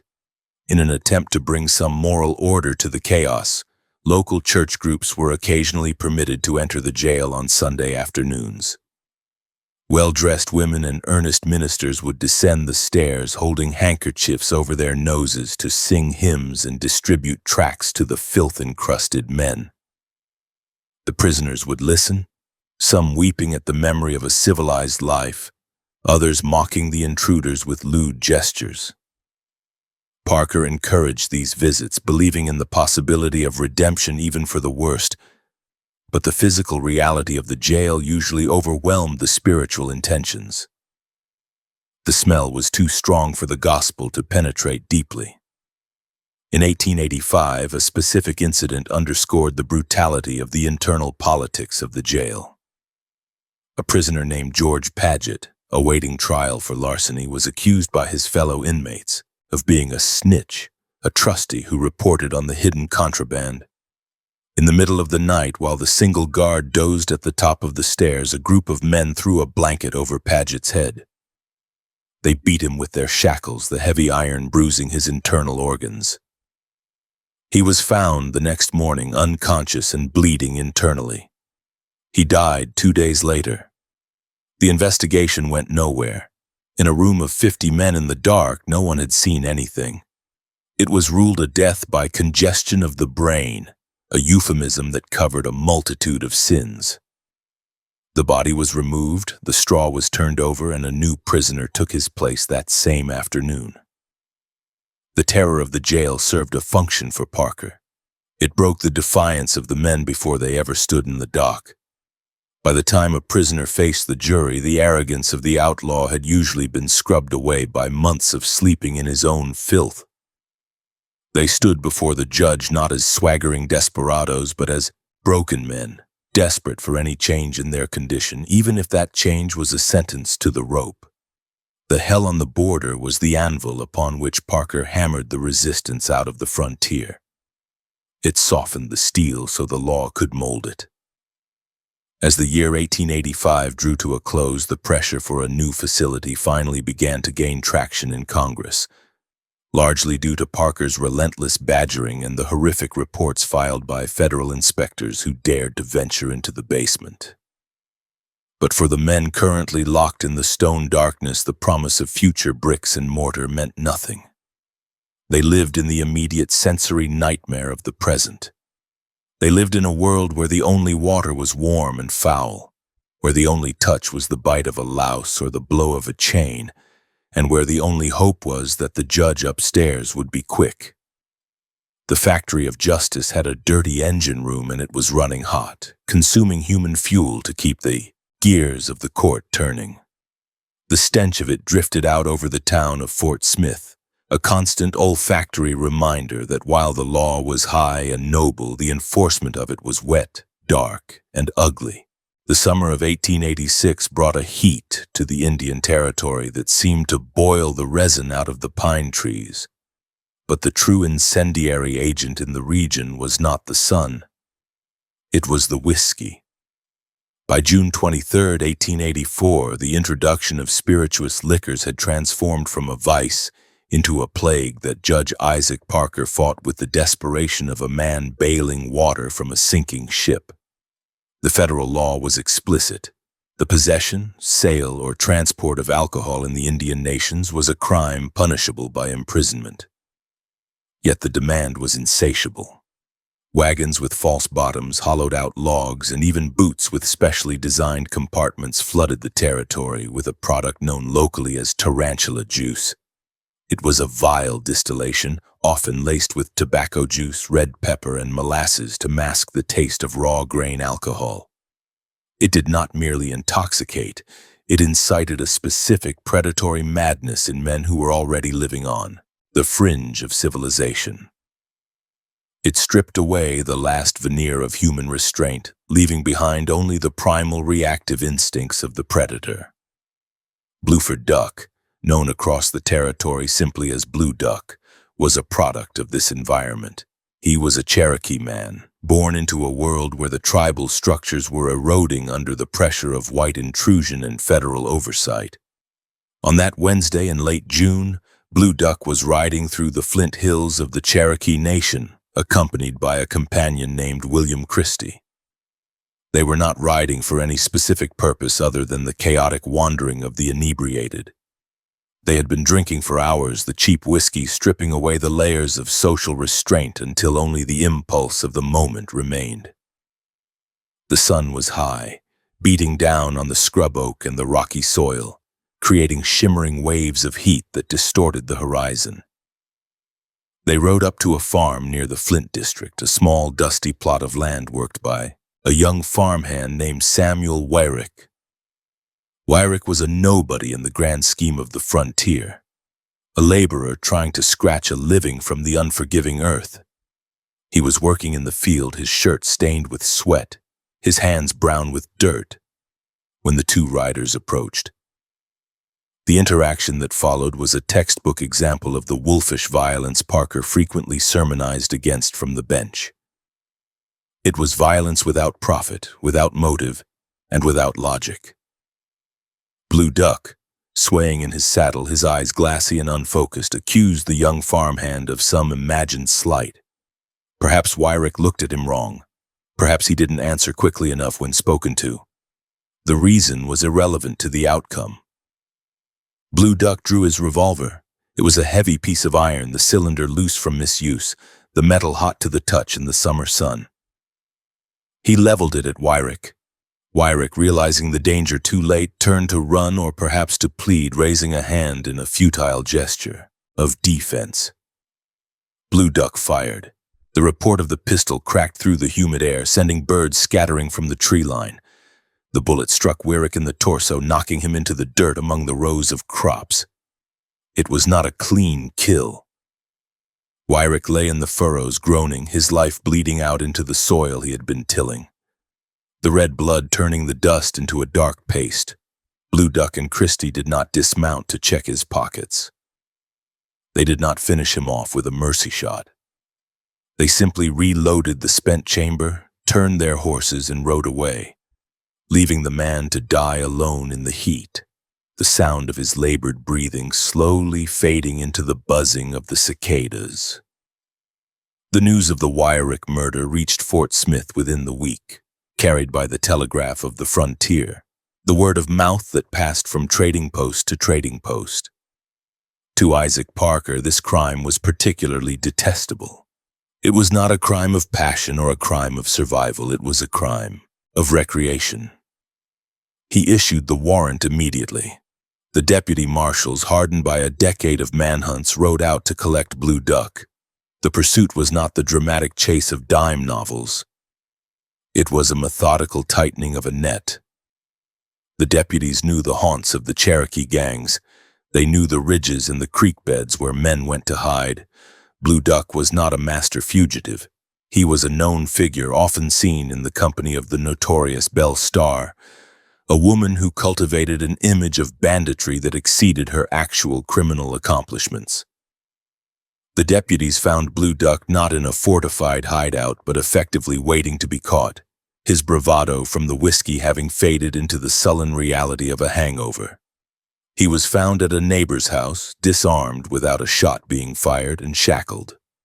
Blue Duck was brought to Fort Smith in chains, added to the inventory of the basement jail which had, by 1886, reached a critical density of misery. His arrival caused a stir, not because of the crime. Murder was common, but because of his association with Belle Starr. Photographers, sensing a commercial opportunity, arranged for a portrait. In the dusty light of the garrison yard, Blue Duck sat for the camera, a cigar clamped in his jaw, his hat cocked at a defiant angle. Belle Starr stood beside him, clutching a velvet-covered riding crop, posing like a queen of the Outlaws. The image would travel across the country, romanticizing the very type of man Parker was trying to exterminate. To the public, Blue Duck was a dashing outlaw, a symbol of the wild freedom of the West. To Parker, he was a defective component of society that needed to be removed, a man who killed a worker for sport. The trial of Blue Duck in the fall of 1886 was a grim affair. The courtroom was packed, the air thick with the smell of wet wool and unwashed bodies. Parker sat on the bench, his face set in lines of deep fatigue. The workload was killing him, but he refused to slow the pace. The evidence against Blue Duck was substantial, but the defense argued lack of intent, blaming the whiskey. They claimed he was too drunk to form the necessary malice. Parker destroyed this argument in his charge to the jury. He leaned forward, his voice filling the room, and explained that voluntary intoxication was not a defense. It was an aggravation. A man who poured poison into his own blood and then killed his neighbor was responsible for both the drinking and the killing. He described the wolf that lived inside such men, a beast that was kept in a cage by the law and the will. Whiskey opened the cage. The man who opened the cage was responsible for what the wolf did. The jury returned a guilty verdict. Parker sentenced Blue Duck to hang on July 23, 1886, though the appeals process would delay this date significantly. While Blue Duck's case garnered the headlines, the Factory of Death continued to process the less famous but equally violent men who filled the docket. The wolf of the era was not just a metaphor, it was personified in men like Kit Ross. Ross was a Choctaw man convicted of a murder that rivaled Blue Duck's in its senselessness. Ross had killed a man named Jonathan Davis during a dispute over a trivial matter involving the sale of hogs. Ross, like Blue Duck, had been drinking. He ambushed Davis, shooting him from the cover of a thicket. The cowardice of the act was what Parker focused on. It was not a duel. It was an execution. The execution of Kit Ross on August 6, 1886, served as a counterpoint to the glamour of the Blue Duck proceedings. There were no photographs of Ross with famous female bandits. There was only the heat of August, the dust of the courtyard, and the mechanical efficiency of George Malladin. Ross stood on the trap, the black hood shutting out the world, and dropped into eternity with the heavy thud that had become the heartbeat of Fort Smith. His death was a reminder that while some cases became legends, most were simply grim statistics in Parker's ledger. The year 1887 opened with the court facing a new challenge, the increasing interference of the Supreme Court, but the hangings continued before the appellate process could fully choke the gears. The case of Patrick McCarty epitomized the degradation of familial bonds in the territory. McCarty was a young man, barely into his 20s, who had committed a crime that shocked even the hardened deputies. He had conspired to kill his own brothers. The motive was greed, a dispute over cattle and land. McCarty, along with a distinct lack of moral compass, orchestrated the ambush of his kin. The wolf here was not a stranger on a drunk, it was the brother at the dinner table. Parker viewed fratricide as a crime against nature itself, a violation of the most basic biological imperative. McCarty's trial was swift, The evidence of betrayal was overwhelming. Witnesses testified to the cold-blooded planning, the purchase of the ammunition, the selection of the ambush site. On April 8, 1887, McCarty stood on the gallows alongside a man named John Silas. Silas was a Creek Indian who had murdered a man named William Lee. The pairing of McCarty, a white man, and Silas, a Native American, on the same scaffold reinforced Parker's absolute color blindness regarding the rope. Gravity worked the same on every neck. The execution was conducted in the morning. The crowd was smaller than in previous years. The novelty of the mass hanging had worn off, replaced by a grim acceptance of the routine. Maladin prepared the ropes with his usual care. The drop was perfect. McCarty and Silas died instantly, their bodies turning slowly in the cool spring air. As 1888 approached, the cycle of violence showed no sign of abating. The whiskey trade continued to flourish despite the hangings. The sheer profitability of selling liquor to the Indians outweighed the risk of the rope. A quart of whiskey bought in Arkansas for 50 cents could be sold in the nations for $3. This economic disparity drove a constant stream of peddlers into the territory, each one a potential killer. Parker saw this economic engine clearly. He realized that he was not just fighting criminals, he was fighting a market force. He intensified the sentences for whiskey introduction, but the jail remained full. The case of Jackson Crow in 1888 highlighted the manipulation of the tribal courts and the necessity of federal intervention. Crow was a hired killer, a man who murdered for money. He had been involved in the killing of Charles Wilson, a prominent merchant. The murder was a calculated assassination. Crow had shot Wilson and then bludgeoned him to ensure death. The brutality was professional. Crow believed his connections in the tribal government would protect him, but the federal deputies, utilizing their network of informants, built a case that dragged him into Parker's jurisdiction. The trial revealed a conspiracy of blood money, exposing the wolf pack mentality of organized crime beginning to take root. Crow was convicted and sentenced to die. During this period, the case of Blue Duck took a turn that frustrated Parker immensely. The influence of Belle Starr and her high-priced attorneys managed to secure a commutation of the death sentence. President Cleveland, lobbied by those who saw Blue Duck as a symbol of the vanishing Indian rather than a murderer, intervened. Blue Duck's sentence was reduced to life imprisonment. He was sent to the Menard Penitentiary in Illinois. Parker was furious.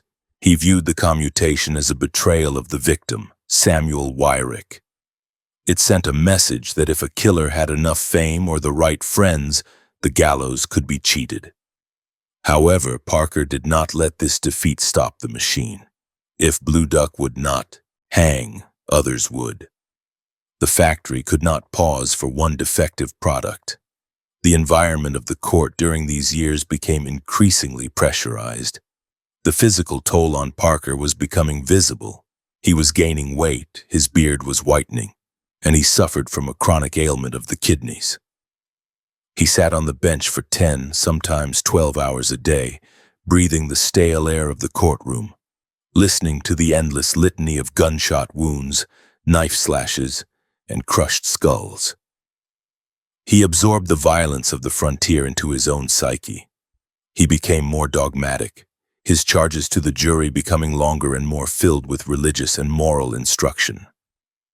He was trying to educate the frontier as much as he was trying to punish it. He spoke of the sanctity of the home and the peace of the valley, contrasting these ideals with the bloody reality presented by the witnesses. The sheer physical exhaustion of the deputy marshals also began to show.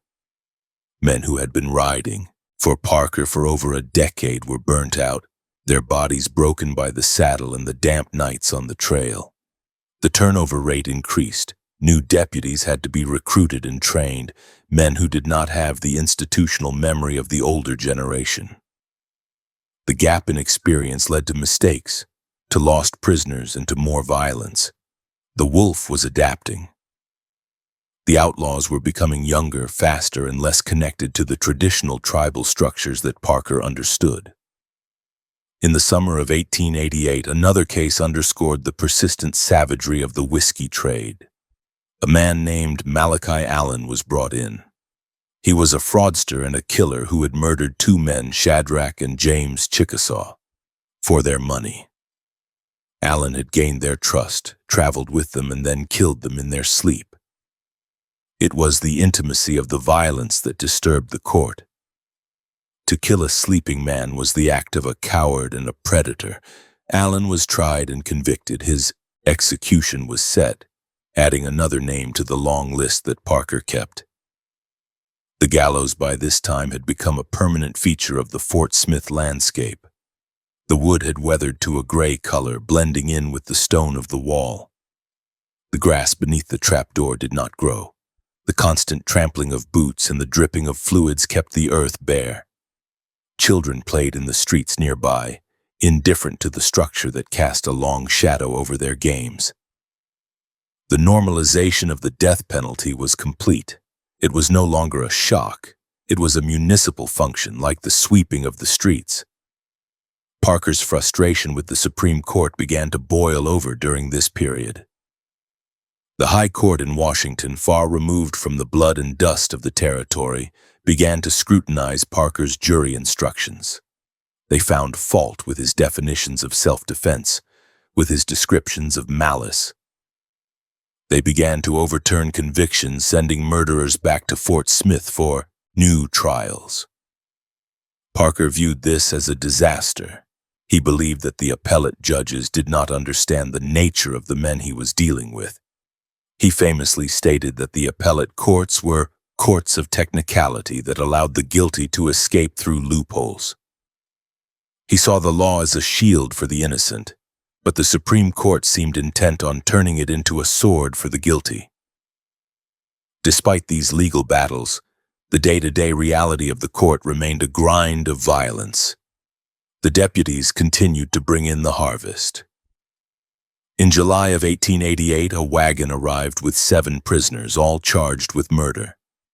Among them were men who had killed for boots, for horses, for women, and for nothing at all.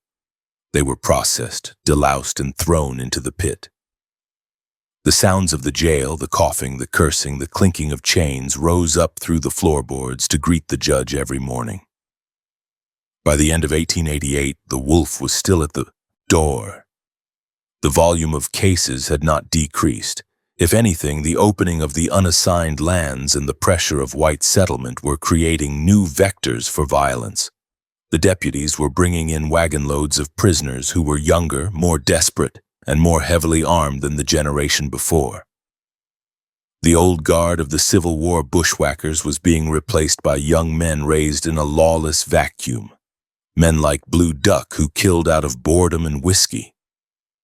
Parker looked at the calendar, marking the days until the next term, knowing that the rope was the only dam holding back the flood.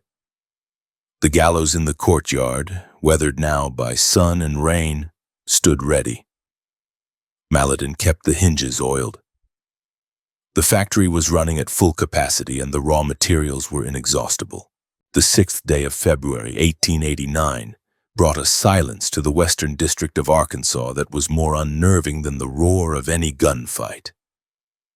It was on this day that the United States Congress passed an act that fundamentally fractured the absolute power Isaac Parker had wielded for 14 years. The act to abolish the circuit court powers of certain district courts contained a specific provision that struck at the very foundation of Parker's factory. It granted the right of appeal to the United States Supreme Court in all capital cases. For over a decade, Parker's gavel had been the final sound a condemned man heard before the trapdoor fell. There had been no higher authority, no panel of judges in Washington to second-guess the grim realities of the frontier. Now a piece of paper signed by politicians who had never smelled the rot of the Fort Smith jail or looked into the eyes of a child rapist declared that Parker was fallible.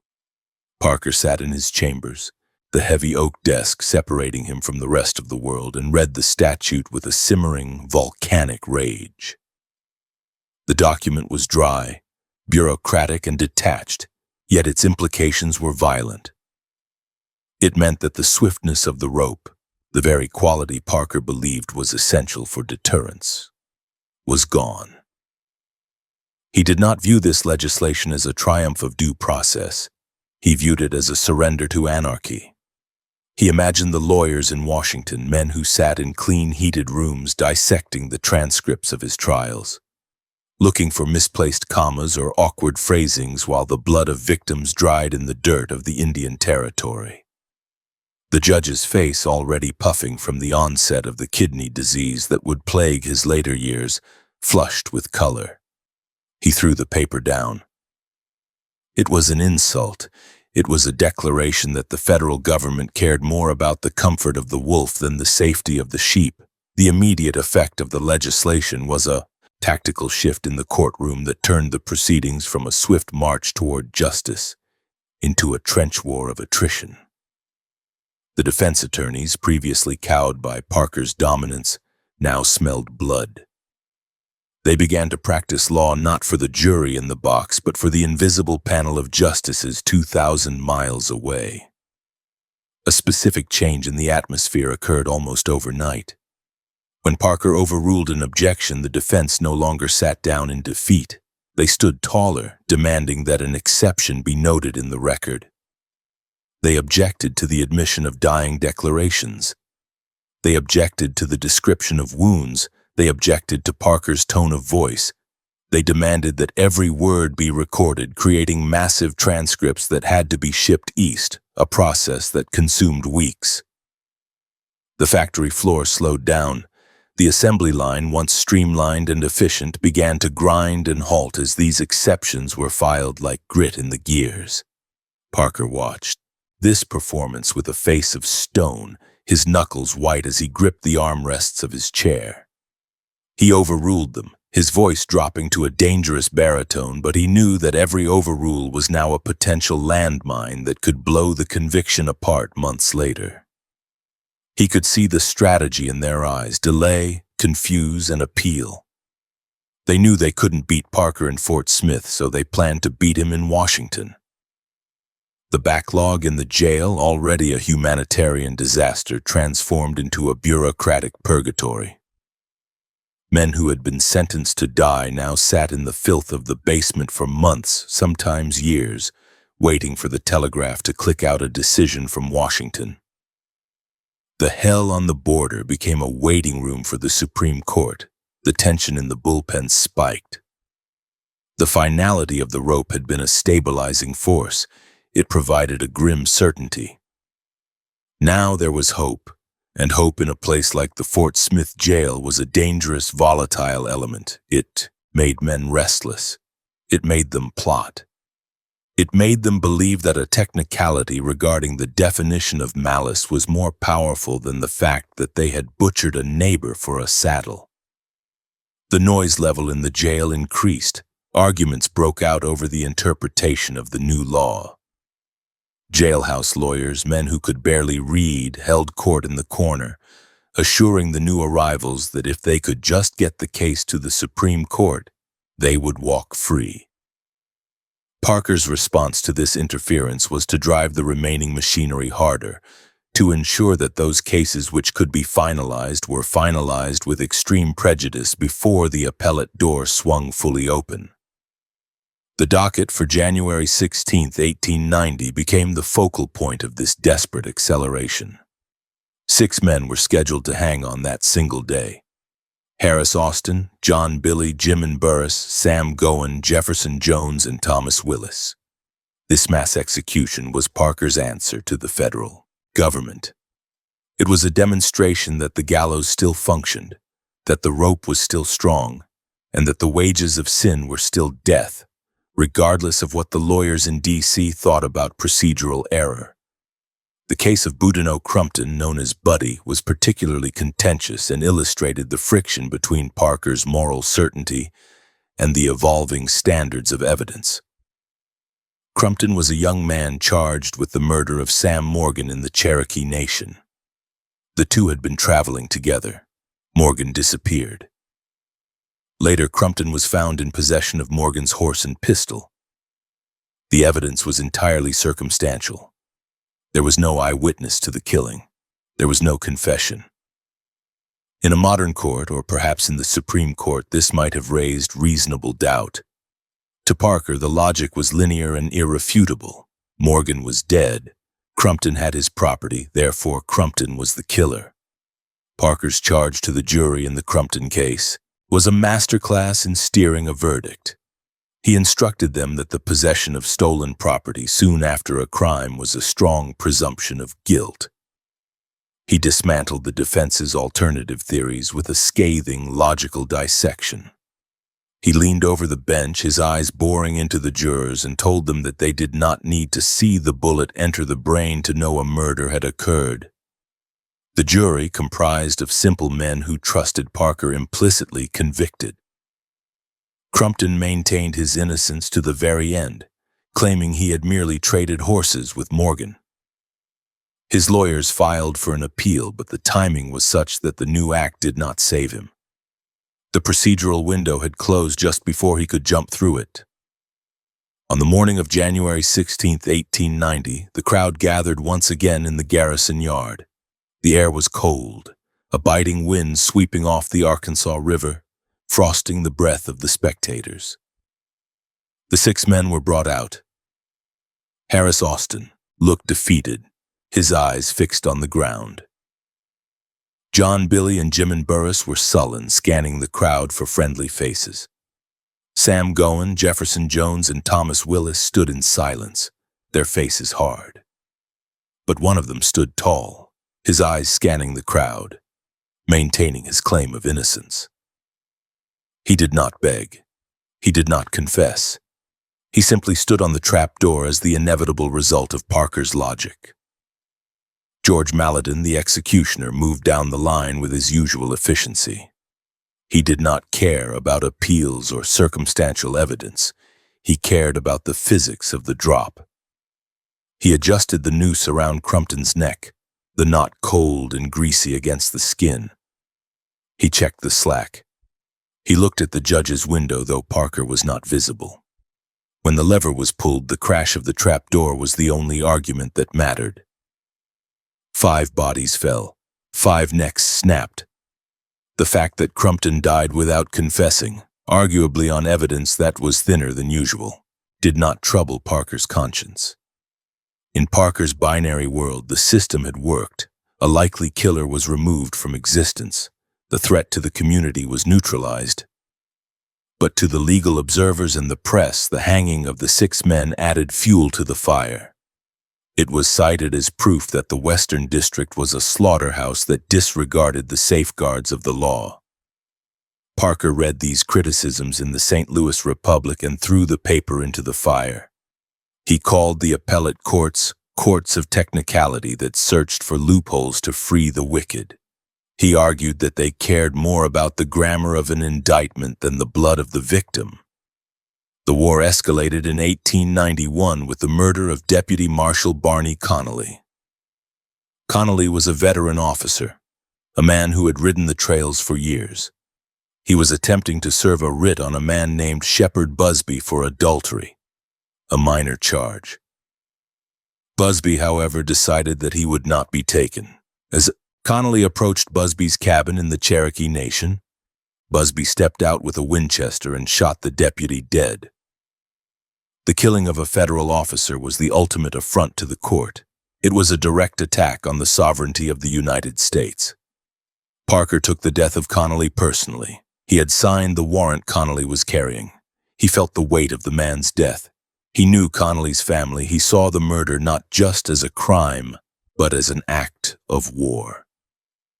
The trial of Shepard Busby was conducted in an atmosphere of suppressed fury. Parker's demeanor on the bench was terrifying. He looked at Busby not as a defendant, but as an enemy combatant. The defense attorney attempted to argue self-defense, claiming Connolly had drawn first. Parker would have none of it. He hammered the law regarding the resistance of arrest. He told the jury that an officer of the law was the personification of the state, and to kill him was to kill the law itself. He instructed them that a man resisting a lawful writ had no right of self-defense. Busby was convicted swiftly.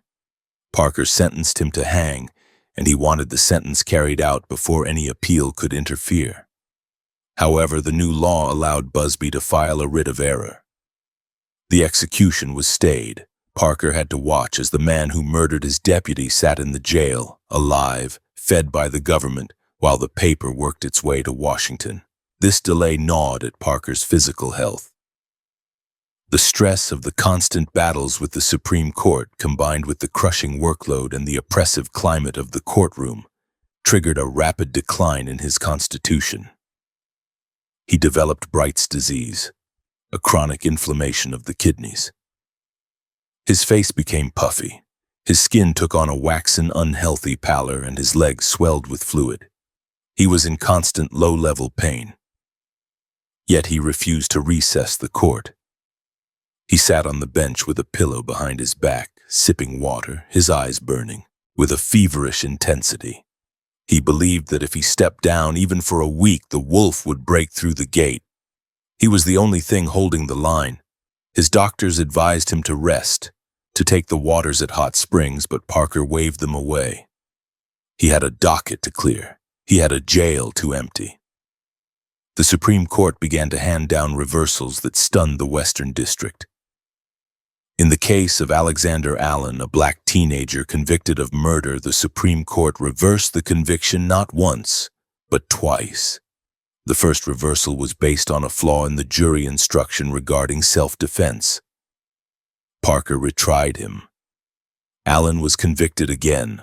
The Supreme Court reversed it again, citing another technical error in the judge's charge. Parker was apoplectic.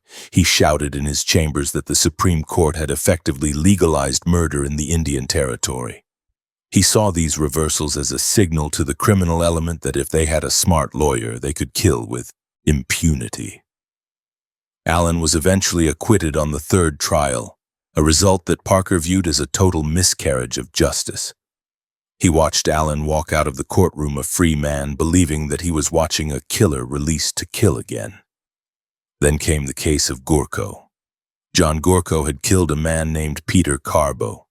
The Supreme Court reversed the conviction because Parker had failed to instruct the jury properly on the distinction between murder and manslaughter regarding the cooling-off time after a provocation. To Parker, this was insanity. A man was dead. Gorko had killed him.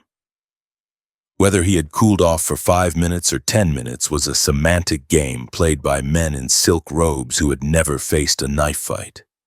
These decisions eroded the terror that Parker had carefully cultivated. The gallows was no longer a certainty. It was a gamble. The deterrent effect was evaporating.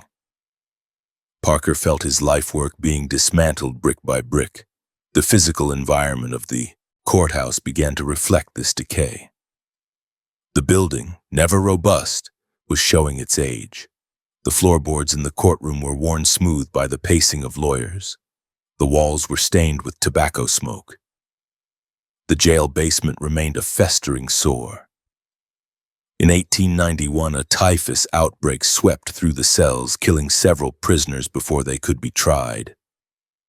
Parker had to sign the orders for their burial in the Potter's Field, denied even the satisfaction of a verdict. He saw these deaths as a waste, a failure of the system to extract the proper payment for their crimes. The smell of the jail seemed to seep up through the floorboards, a constant reminder of the misery below.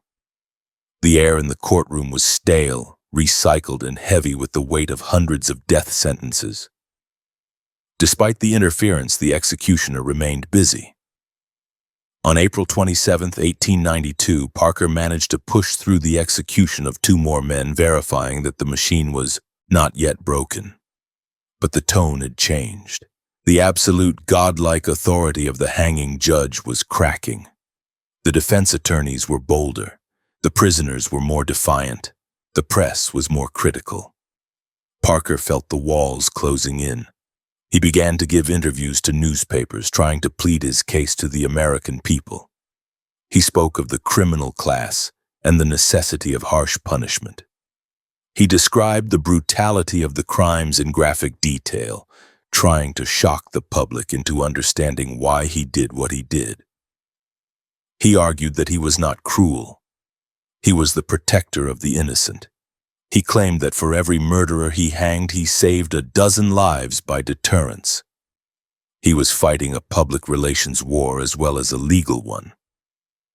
As the year 1891 drew to a close, Isaac Parker was a man under siege.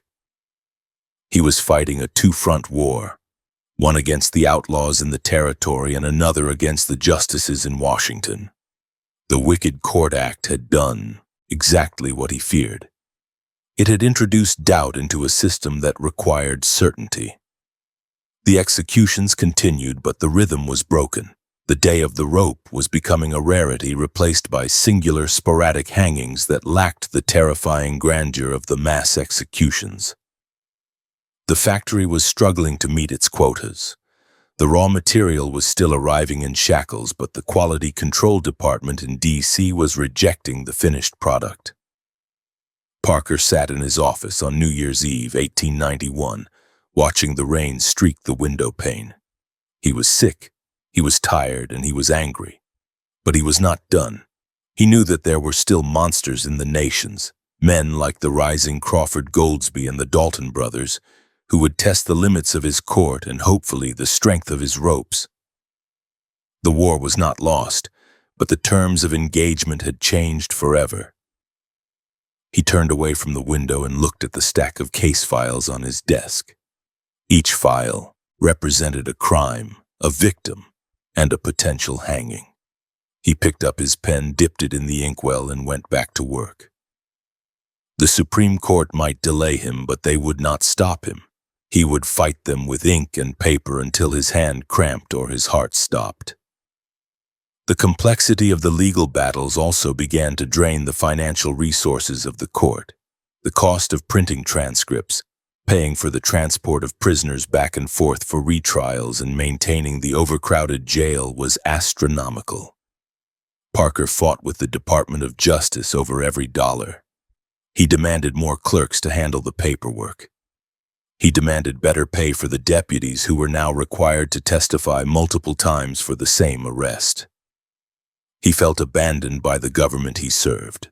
They wanted law and order, but they did not want to pay for it, and they did not want the ugly reality of how it was achieved.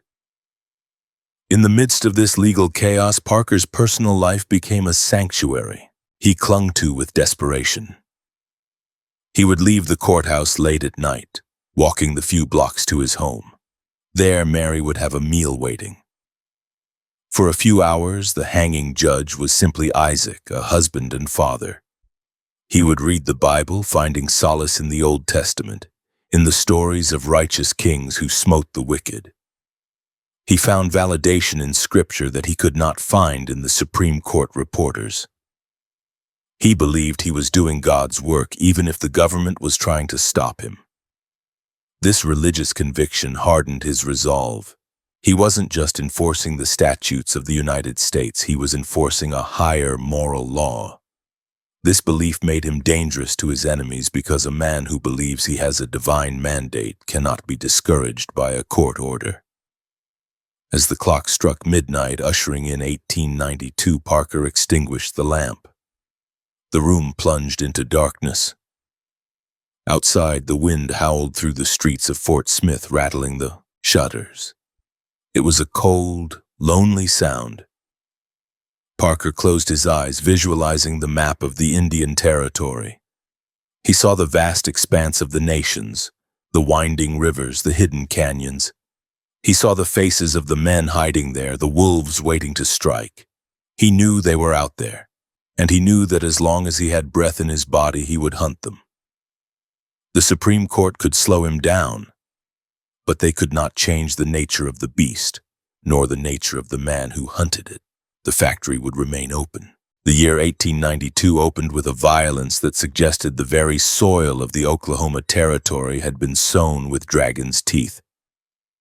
While Judge Isaac Parker fought his paper war with the Supreme Court in Washington, the physical war in the West mutated into something far more organized and militaristic.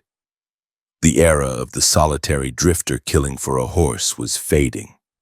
It was being replaced by the era of the long riders, gangs of men bound by blood and a shared nihilism who operated with the tactical precision of cavalry units. Foremost among these were the Dalton brothers, Great, Bob, and Emmett. These men were not strangers to the law. They had once worn the badge of the deputy marshal. They had ridden for Parker. They knew the courts, they knew the trails, and they knew the meager wages of righteousness.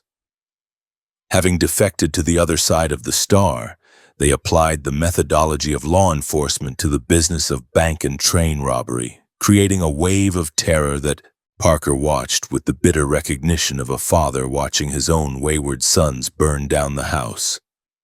The escalation began in earnest in the summer of 1892.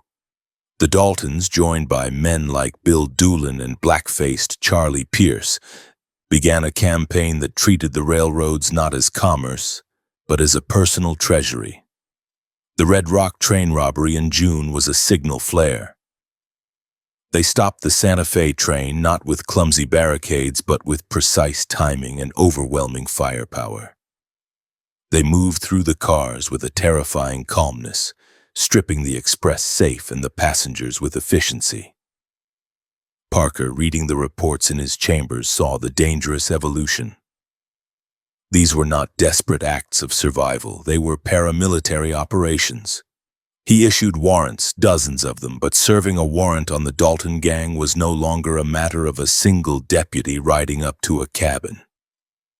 It required a posse, a small army, and even then the outcome was usually blood and failure. The territory had become a combat zone where the federal writ was only as good as the Winchester backing it. The audacity of the gangs reached its zenith, or perhaps its nadir, in the dusty streets of Coffeyville, Kansas, on October 5, 1892. While Coffeyville technically fell just outside Parker's jurisdiction, the men who rode into it were the product of his district, and the aftermath would spill directly back into his court. The Daltons attempted the impossible, robbing 2 banks simultaneously in broad daylight. The ensuing firefight was not a robbery. It was a battle.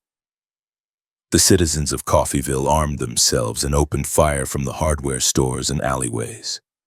In the span of 12 minutes, the streets were slick with blood. Bob and Grat Dalton were killed, their bodies riddled with buckshot and rifle slugs. Emmett Dalton was nearly cut in half by a load of buckshot but miraculously survived. 4 citizens lay dead. The sheer volume of lead exchanged shocked the nation.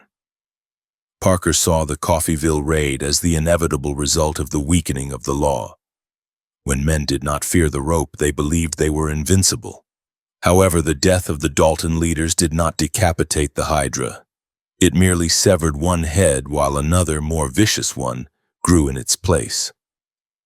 Bill Doolin, a member of the gang who had suspiciously missed the Coffeyville raid due to a lame horse, immediately consolidated the survivors into the Wild Bunch. This new organization, the Oklahombres, was larger, smarter, and more ruthless than its predecessor.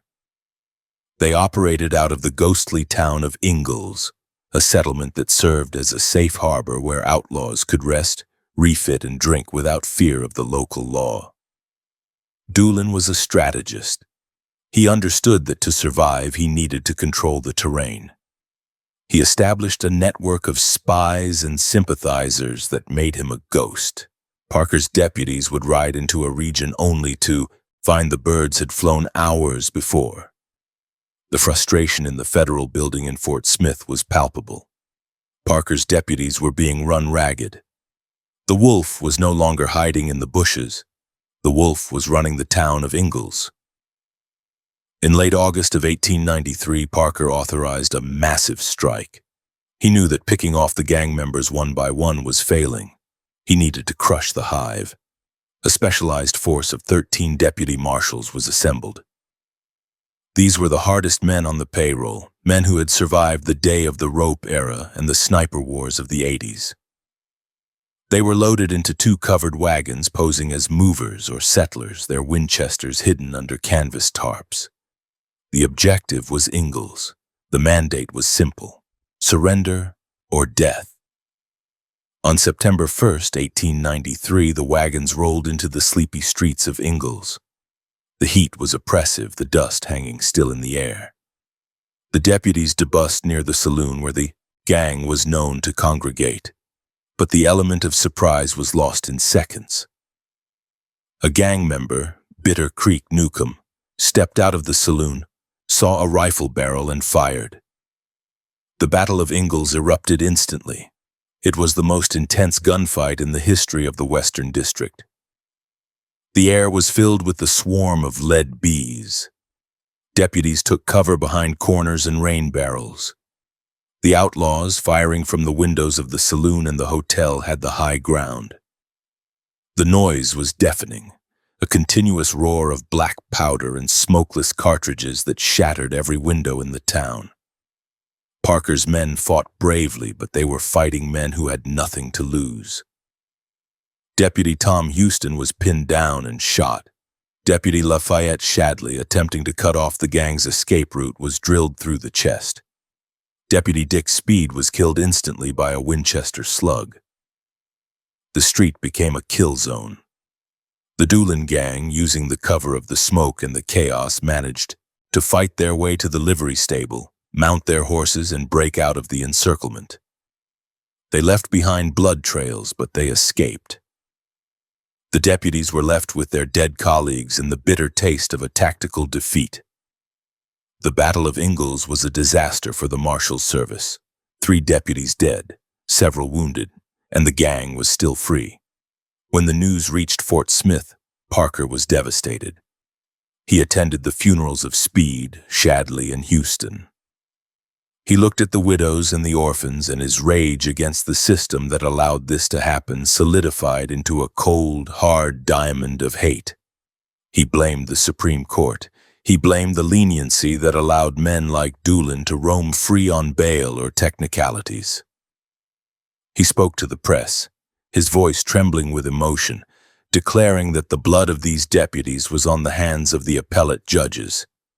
He argued that if the law had been swift and certain in the past, these men would have been hanging in the courtyard years ago instead of murdering officers in Ingalls. The factory was failing to protect its own workers. The violence of 1893 and 1894 was not limited to the spectacular gunfights. The wolf was also present in the singular ugly crimes that continued to flood the docket.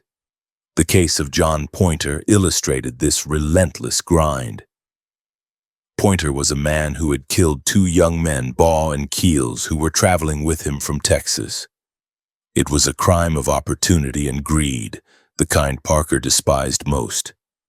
Pointer had killed them with an axe while they slept, splitting their skulls to steal their wagon and team. The brutality was medieval. Parker tried the case with a grim determination. The evidence was forensic and circumstantial, but Parker wove it into a noose. Pointer was convicted. But once again, the Supreme Court interfered. They reversed the conviction on a technicality regarding the indictment. Parker had to retry him. He had to drag the families of the victims back into court, reopen the wounds, and present the bloody axe again. Pointer was eventually convicted a second time and hanged.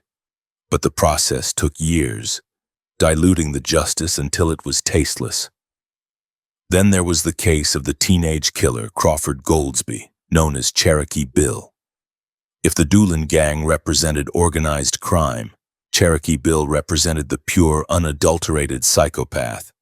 He was a young man of mixed blood, Cherokee, white, and African American, who killed with a casual indifference that terrified even the other outlaws. He did not kill for profit. He killed because he liked the noise. He joined the Cook gang, terrorizing the territory with a spree of robberies and murders that seemed to have no end. Parker watched the reports on Bill with a dark fascination. Here was the ultimate product of a lawless land, a child of the frontier who had no concept of the sanctity of life. Cherokee Bill's capture was not a result of a brilliant detective maneuver, but of betrayal. He was lured to a cabin by a friend who wanted the reward money. He was struck over the head with a fireplace iron and shackled while unconscious. When he arrived in Fort Smith, he was a celebrity. He posed for photos with the deputies, smiling a cold, dead smile. He joked about his crimes. He told reporters that he killed men just to see them fall. Parker had him thrown into the deepest, most secure part of the jail. He wanted this one. He wanted to look Cherokee Bill in the eye and see if there was a soul in there. The trial of Cherokee Bill for the murder of Ernest Melton, a painter who had the misfortune of looking out a window during a robbery, was a circus. The courtroom was packed to the rafters. Bill sat in the dock, chewing gum, looking bored. Parker charged the jury with a fervor that bordered on the evangelical. He told them that they were not just judging a man, they were judging a contagion. He described Bill as a human tiger, a beast that could not be tamed, only destroyed. The jury convicted him in minutes. Parker sentenced him to hang. Bill laughed. He knew the game. He knew his lawyers would appeal. He knew he had time. But the jail was leaking. The corruption and the overcrowding were creating cracks in the security. On July 26, 1895, while awaiting his appeal, Cherokee Bill attempted a breakout that turned the federal building into a slaughterhouse. A revolver was smuggled into the jail, likely by a corrupt guard or a visitor. Bill, armed and loose in the corridor, shot the night guard, Lawrence Keating, in the stomach. Keating, a father of 4 and a popular figure in Fort Smith, died in agony. The standoff that followed was surreal. The other prisoners, terrified of Bill, huddled in their cells. Henry Starr, another outlaw awaiting trial, eventually convinced Bill to surrender the gun, promising him that he wouldn't be lynched on the spot. The death of Lawrence Keating broke something in Parker. Keating had been one of his most trusted men. To have him murdered inside the very fortress of the law by a man who had already been condemned to die was the ultimate failure. Parker wept openly. The town of Fort Smith was ready to storm the jail and drag Bill out. Parker had to intervene to prevent a lynching, but his heart wasn't in it. He wanted Bill dead more than anyone. He pushed for an immediate trial for the murder of Keating. There would be no appeals this time. The Supreme Court could not save a man who killed a guard in the hallway of the court. The grind continued. The bodies of the Doolin gang began to arrive in Fort Smith, not in chains, but in pine boxes. One by one, the deputies hunted them down. Bitter Creek, Newcomb was killed by the Dunn brothers, bounty hunters who collected the reward. Charlie Pierce was shotgunned. Bill Doolin himself, the king of the Oklahombres, was eventually tracked down and filled with buckshot by Deputy Heck Thomas. The tides of the gangs were receding, but they were leaving a shoreline of corpses. The romanticism of the outlaw was dying in the mud. Parker's deputies were winning the war, but the cost was astronomical. The federal court had become a mortuary. In the midst of this carnage, Parker's health collapsed further. The dropsy in his legs made it difficult to walk. He had to be helped up the steps to the bench. His voice, once a thunderclap, was now breathy and strained. But he refused to quit. He felt that he was in a race against time. He had to finish the work before the government stripped him of his jurisdiction entirely. Rumors were swirling in Washington that the Western District was going to be broken up, its powers given to local territorial courts. Parker viewed this as a disaster. He believed the local courts would be corrupt, weak, and ineffective. He believed he was the only man who could hold the line. The year 1894 ended with a grim statistic. The court had handled more murder cases in that single year than any other court in American history. The gallows had dropped, the jail had filled and emptied, and the deputies had ridden thousands of miles. The factory was running at maximum output, but the machinery was shaking apart.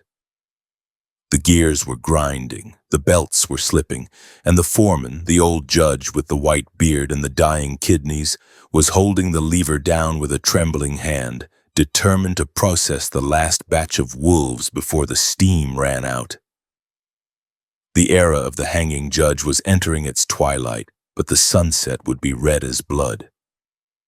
The psychological toll on the deputies who survived Ingalls and the hunt for Cherokee Bill was immense.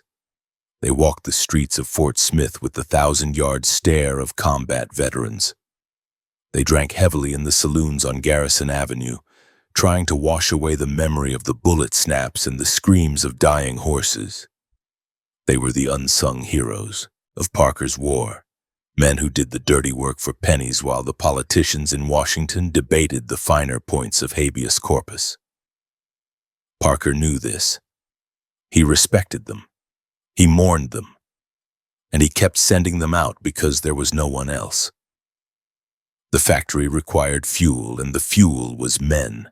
As 1895 dawned, the shadow of the gallows seemed to stretch across the entire territory. The public was weary of the violence. The newspapers were calling for a change. The civilizing of the West was happening, but it was a violent birth. The railroad tracks that the Doolin gang had robbed were bringing more settlers, more towns, and more laws. The open range was being fenced. The wild freedom that allowed men like the Daltons to exist was being enclosed. Parker was a man of the past fighting for the future, using the brutal tools of the frontier to build a world that would no longer need him. He was the gatekeeper, and he was closing the gate one hanging at a time. The summer heat of July 1st, 1895, descended upon the Indian Territory like a physical weight, pressing the life out of the air and turning the dust of the roads into a choking powder. While Isaac Parker lay in his sickbed in Fort Smith, his body failing under the assault of Bright's disease, a new and final horror was birthing itself in the Creek Nation. The era of the social bandit, the men like the Daltons who claimed to rob railroads for the common man, was over. In its place rose a nihilistic brutality personified by Rufus Buck. Buck was a Yuchi Indian, the son of a black mother and an Indian father who harbored a festering, incoherent rage against the encroaching white settlement. He did not seek money so much as he sought to inflict pain, viewing his criminality as a warped revolutionary act. He recruited 4 other men, Lewis Davis, Lucky Davis, Sam Sampson, and Maoma July, all of them young, all of them disaffected, and all of them heavily armed. They gathered not to rob a bank, but to declare a war on the population itself, initiating a 13-day rampage that would stand as the bloodiest fortnight in the history of the Western District. The violence began with a cold, calculated intimacy that distinguished the Buck Gang from their predecessors. On July 28th, they intercepted a deputy marshal named John Garrett near Ocmulgee. Garrett was not killed in a shootout. He was executed. The gang surrounded him, stripped him of his weapons, and then forced him to kneel. Rufus Buck wanted the death to be a statement. He shot Garrett through the heart, and as the lawman fell, the other gang members emptied their Winchesters into the corpse, obliterating the face and chest of the man who represented the federal government. This was not a tactical necessity. It was a ritual. They left the body in the dirt, a gruesome marker of their intent, and rode on, fueled by whiskey and a dark, predatory adrenaline. Parker received the news of Garrett's murder by telegraph, the slip of paper trembling in his swollen hands. He knew immediately that this was different. This was not the work of thieves, it was the work of butchers. He ordered every available deputy to converge on the Creek Nation. But the territory was vast, and the Buck Gang moved with the erratic unpredictability of madmen. They did not flee to Mexico or hide in the mountains. They circled the settlements, striking at the most vulnerable targets they could find. They raided the home of a white settler named Wilson. They did not just rob him, they beat him unconscious with the stocks of their rifles. When they found nothing of value, they vented their frustration on the livestock, shooting horses and cattle in the field, leaving the carcasses to rot in the sun. The horror escalated on July 8th. The gang descended upon the Rosetta farm. The violence inflicted there was sexual and sadistic, a crime that Parker viewed with a singular blinding hatred. They held the family at gunpoint. They took the women. The details that later emerged in the courtroom were so graphic that grown men in the gallery turned away, sickened. It was not merely rape, it was a systematic destruction of human dignity, carried out with a laughing cruelty. They did not kill the women. They left them alive, broken and traumatized, to bear witness to the power of the gang. This act shifted the public perception of the outlaw from a romantic figure to a monster. There were no songs written about Rufus Buck. There was only fear. 2 days later, they struck the Hassan family. The pattern repeated itself with terrifying precision. They stormed the farmhouse, overwhelming the father, and subjected the wife and daughter to the same brutal violation. The sheer senselessness of the violence was its defining characteristic. They stole trivial items, a watch, a few dollars, a pair of boots. But the primary objective was the infliction of suffering. They moved through the countryside like a plague, leaving a trail of physical and psychological wreckage. The panic in the district was absolute. Farmers barricaded their doors at sunset. Women and children were sent into the towns for safety. The wolf was no longer a metaphor. It was a pack of 5 men riding through the cornfields. The end of the rampage came on July 12th at a small country store run by a man named Callahan. The gang, arrogant and drunk on their own infamy, stopped to replenish their supplies. They expected the usual submission. Instead, they found resistance. A cattleman named Captain G.W. Henson was present. When the gang entered, guns drawn, Henson did not freeze. The ensuing firefight was chaotic and close quarters. Bullets shattered the glass jars on the counters and splintered the wood of the shelves. The air filled with the acrid smoke of black powder. The gang, unused to armed opposition, faltered. Outside, a posse of deputies and enraged citizens who had been tracking the smoke and the rumors closed in. The net tightened. The gang attempted to break out, but the volume of fire driving them back was overwhelming. 7 hours of sporadic gunfire followed until, out of ammunition and realizing the inevitability of their situation, the Buck gang surrendered. They were brought to Fort Smith in a wagon, chained hand and foot, a tangled mass of sullen, bruised humanity. The crowd that met them was not the curious gathering of previous years. It was a lynch mob. Thousands of people lined Garrison Avenue, screaming for blood. They threw rocks and mud at the wagon. Men surged forward, trying to drag Rufus Buck from the vehicle to hang him from the nearest lamppost. The deputies had to use the butts of their rifles to beat back the citizens they were sworn to protect, creating a phalanx of steel to get the prisoners to the safety of the jail. Parker watched from his window, his face gray with illness. He understood the mob's rage. He felt it, himself. But he would not allow the street to administer justice. The factory had to work one last time. The jail, hell on the border, received them into its stifling embrace. The conditions in the summer of 1895 were atrocious. The heat in the basement exceeded 100 degrees. The air was thick with the smell of the unwashed bodies of over 100 men. The Buck gang was separated, placed in the heaviest irons available. They were defiant, spitting at the guards and boasting of their crimes. But the reality of their position began to settle in. They were not facing a jury of their peers. They were facing Isaac Parker, a man who believed that the rapist forfeited his right to exist. The trial of the Buck Gang was conducted with a speed that reflected the urgency of the dying court. Parker wanted this finished. The testimony was harrowing. The victims, the women from the Rosetta and Hassan farms, took the stand. They spoke in hushed tones, describing the violations they had endured. The courtroom was silent save for the scratching of the court reporter's pen and the occasional stifled sob from the gallery. Parker sat on the bench, his eyes closed, listening to every word. He did not need to look at the defendants to know what they were.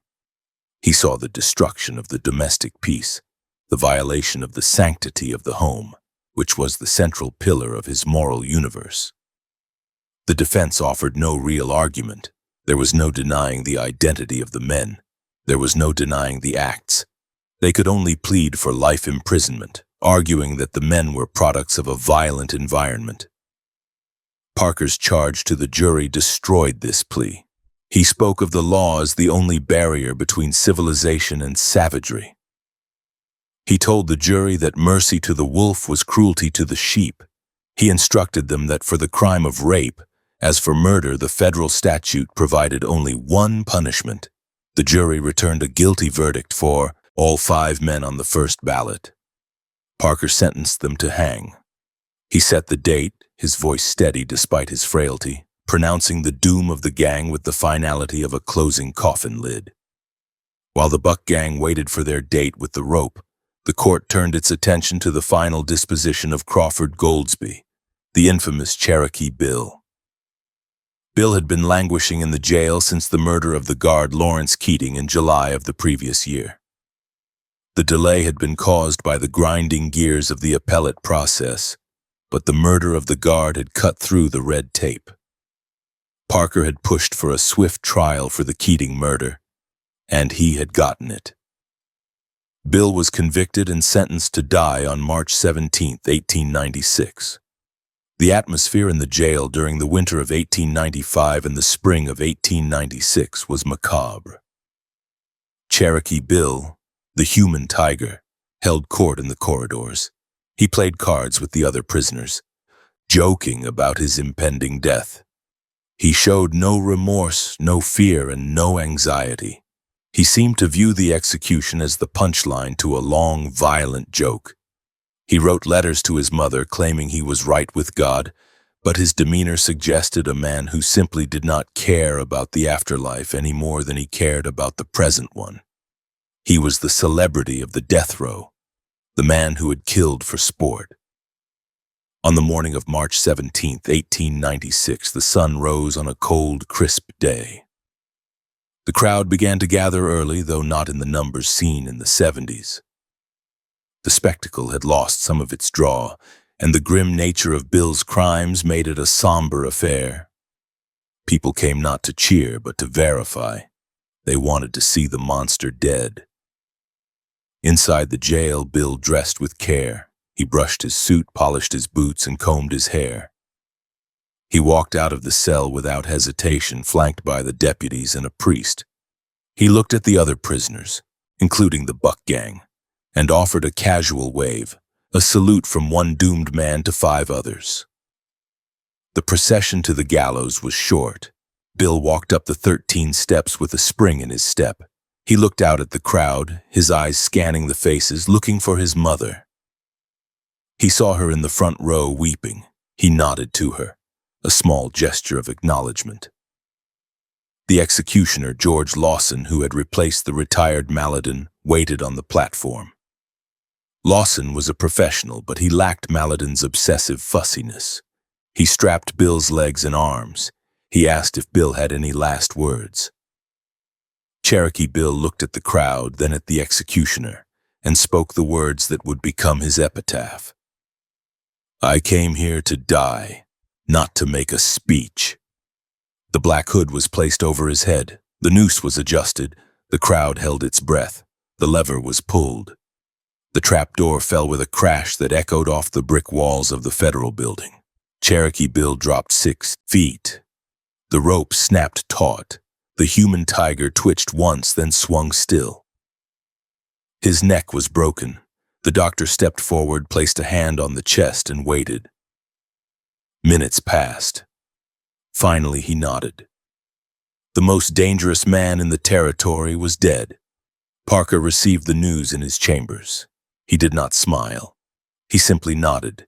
It was one more file closed, one more threat removed. But the satisfaction was muted. He knew that his time was ending. The Wicked Court Act and subsequent legislation were stripping away his jurisdiction. By September, his court would lose its authority over the Indian Territory entirely. The factory was being shut down by the management in Washington. He had only a few months left to finish the work, and the Buck Gang was the last major order on the books. The appeals for the Buck Gang ran their course through the spring. The Supreme Court, having reviewed the horrific nature of the crimes, found no technical error sufficient to overturn the verdict. The date for their execution was confirmed for July 1st, 1896. This would be the last mass hanging in the history of the court, a final bloody crescendo to Parker's career.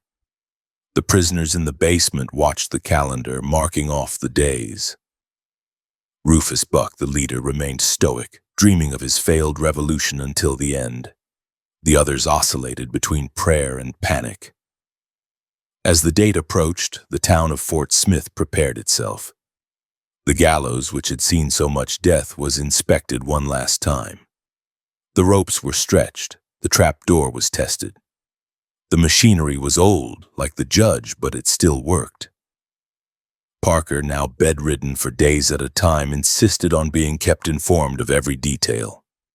He wanted to know that the sentence would be carried out to the letter. He felt a deep, personal responsibility for the Rosetta and Hassan families. He wanted them to know that the law had kept its promise.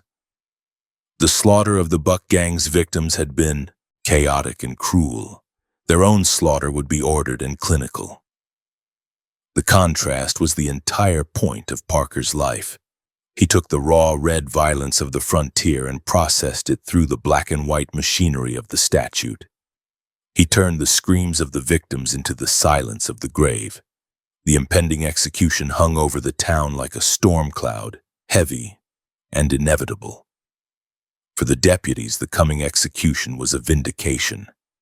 They had ridden through the heat, taken the fire, and brought the men in. They had seen the bodies of Garrett and the battered women. They wanted to see the end of it. They wanted to see the loop close. The long riders were gone. The gangs were broken. The Buck Gang was the last gasp of the old wild terror. After them, the territory would be different. It would be tamer, duller, and safer. In the quiet of the night, waiting for the final act, the jail was filled with the low hum of 5 men preparing to die. They sang hymns, their voices drifting up through the floorboards to the empty courtroom above. It was a haunting sound, a mixture of hope and despair. But in the judge's chambers there was only silence. Parker lay in the dark, his breathing labored, his mind drifting over the thousands of cases, the hundreds of men, the endless river of crime. He was tired. The factory was closing. But there was one last shift to run. The morning of July 1st, 1896, arrived with a stillness that belied the violence scheduled to occur within the hour. It was the final harvest of the machine Isaac Parker had built, the last time the massive oak gallows in the courtyard would bear the weight of a mass execution. The 5 members of the Rufus Buck Gang, Rufus Buck, Lewis Davis, Lucky Davis, Sam Sampson, and Maoma July, sat in the basement darkness of the federal jail, listening to the murmurs of the crowd gathering outside. The atmosphere in Fort Smith was not one of celebration, but of grim finality. The townspeople knew that the jurisdiction of the court was set to expire in 2 months.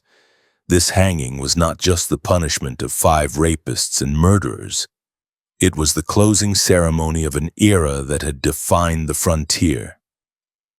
Parker, confined to his home on North 13th Street by the ravages of Bright's disease, could not attend. He lay in his bed, his legs swollen and heavy with fluid, his breath coming in shallow rasps, yet his mind remained fixed on the clock ticking on the mantelpiece. He knew the schedule. He knew the procedure. He was with them in spirit, if not in body, overseeing the final rotation of the gears. At 9 o'clock, the heavy doors of the jail swung open. The 5 men emerged into the blinding summer sunlight, squinting against the glare. They were shackled hand and foot, the chains clanking with a rhythm that had become the anthem of the Western District. A phalanx of deputies surrounded them, men with Winchester rifles held across their chests, their faces set in stone. These deputies were the survivors of the long wars against the Daltons and the Doolins, and they viewed this final act as a vindication of their dead friends. They marched the prisoners up the 13 wooden steps to the platform. The crowd, numbering in the thousands, fell silent. There were no jeers, no shouts. The magnitude of the event pressed down on them. They were watching the extinction of the wolf in real time. Rufus Buck, the leader who had dreamed of a violent revolution against the white man, stood in the center. He looked out at the sea of faces with a stoic, impenetrable gaze. He did not beg. He did not offer a final sermon on his twisted ideology. He simply waited. To his left and right, his accomplices trembled. Maoma July mumbled a prayer. Lucky Davis stared at his boots. George Lawson, the executioner who had inherited the ropes from George Malladin, moved with a solemn efficiency. He strapped their legs with leather belts. He adjusted the black hoods over their heads, extinguishing the sun. He placed the nooses, the heavy knots positioned behind the left ear of each man. The ropes were new, stiff, and strong. Lawson checked the alignment one last time, stepped back to the lever and looked at the marshal. The marshal raised his hand. The lever was pulled. The trapdoor spanning the length of the 5 men dropped with a thunderous crash. That shook the timber frame. 5 bodies fell 6 feet in unison. The sound of the rope snapping taut was a singular loud crack, like the breaking of a dry branch. There was no struggle. The science of the drop, perfected over 20 years of trial and error, did its work. The necks broke instantly. The 5 men swung gently in the humid air, turning slowly, their crimes paid for in full. The crowd exhaled. It was over. The bodies were left to hang for the prescribed time, a visual confirmation to the territory that the federal law remained absolute until the very last second of its authority. When they were cut down and placed in the pine coffins, the era of the mass hanging ended. The factory had processed its final large order. The weeks that followed were a slow, painful slide toward the inevitable deadline of September 1st, 1896. On that date, the Wicked Court Act would take full effect, stripping the Western District of its jurisdiction over the Indian Territory. The court that had once ruled over 74,000 square miles would be reduced to a petty tribunal handling local disputes. Parker watched the calendar from his sick room. He felt the loss of power not as a personal slight, but as a dangerous abandonment of duty by the government. He believed that without the federal court, the territory would revert to chaos. He read the newspapers, which were already celebrating the civilizing of the region, and he scoffed. He knew that civilization was not a natural state. It was a garden that had to be constantly weeded with iron and hemp. On September 1st, the change occurred. The silence in the courtroom was deafening. The docket, which had once been filled with the names of the most dangerous men in America, was now empty of capital crimes. The deputies, who had lived by the fee system and the adrenaline of the hunt, found themselves without warrants to serve. They gathered in the saloons, drinking whiskey and telling stories of the old days of the rides into the nations and the shootouts at Ingalls. They were dinosaurs watching the meteor strike. The fee system ended, replaced by salaries and bureaucracy.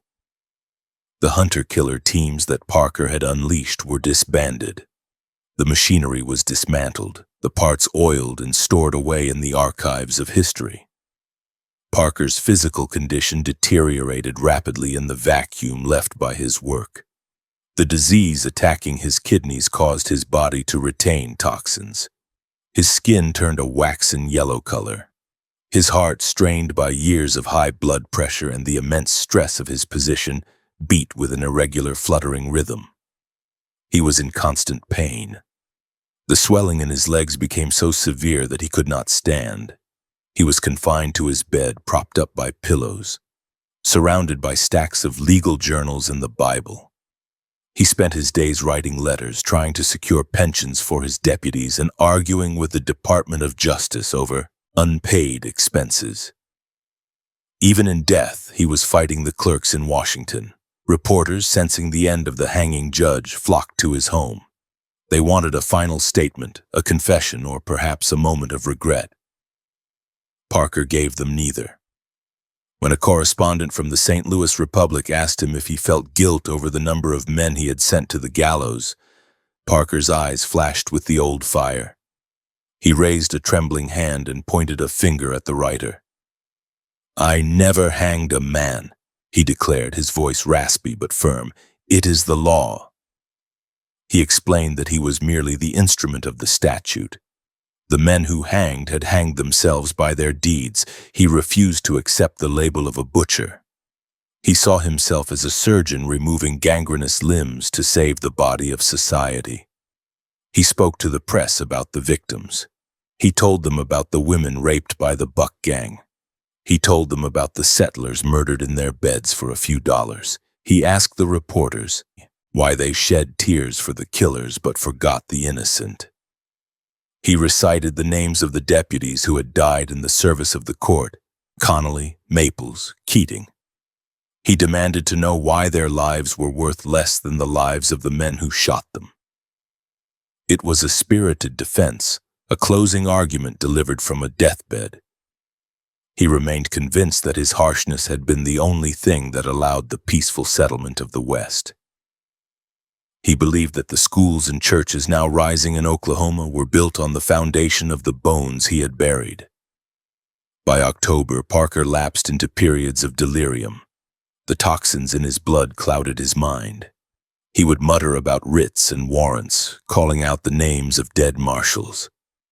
He would issue orders to an empty room commanding the bailiff to clear the court.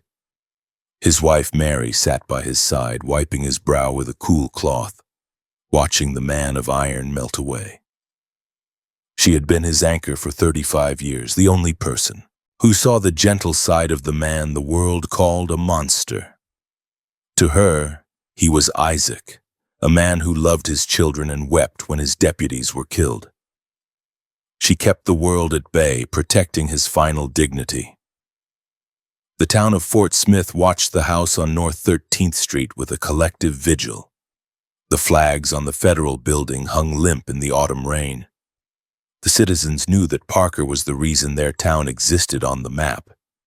He had brought them commerce, notoriety, and order. Even those who hated him respected the sheer magnitude of his will.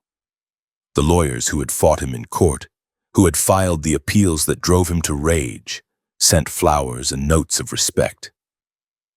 They acknowledged that without Parker there would have been no law to practice. On November 17, 1896, the end came. The day was gray and cold, a typical November day in the river valley. Inside the bedroom, the breathing of the judge became shallow and spaced. The fluid in his lungs was drowning him. At 2 o'clock in the afternoon, Isaac Charles Parker opened his eyes one last time. He looked at Mary. He did not speak of the law or the gallows.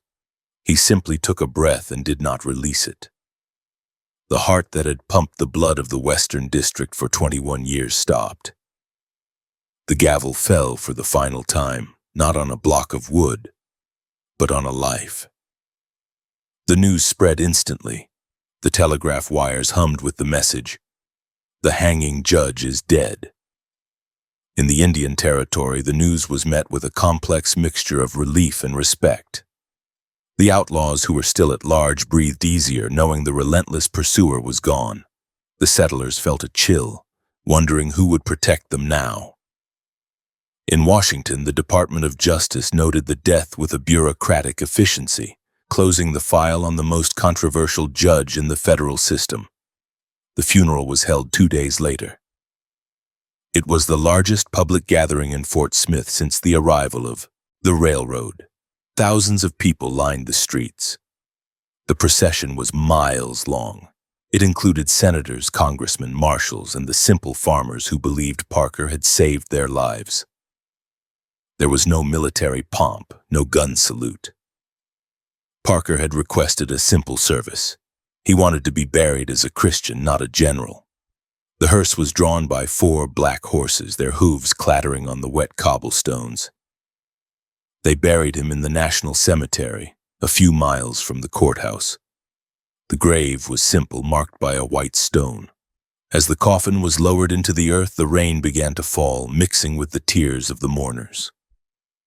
The deputies stood in a circle, their hats in their hands, looking down at the box that held the man who had sent them into the fire. They knew that they would never see his like again. The era of the single powerful judge was over. The corporatization of the law had begun. With Parker gone, the federal jail, the infamous hell on the border, was finally closed. The new administration deemed it unfit for human habitation. The prisoners were transferred to the new federal penitentiary in Leavenworth or to local jails. The basement was scrubbed, the chains were removed, and the door was locked. The screams and the smells faded, leaving only the damp stone walls to remember the thousands of men who had rotted there. The gallows in the courtyard was dismantled.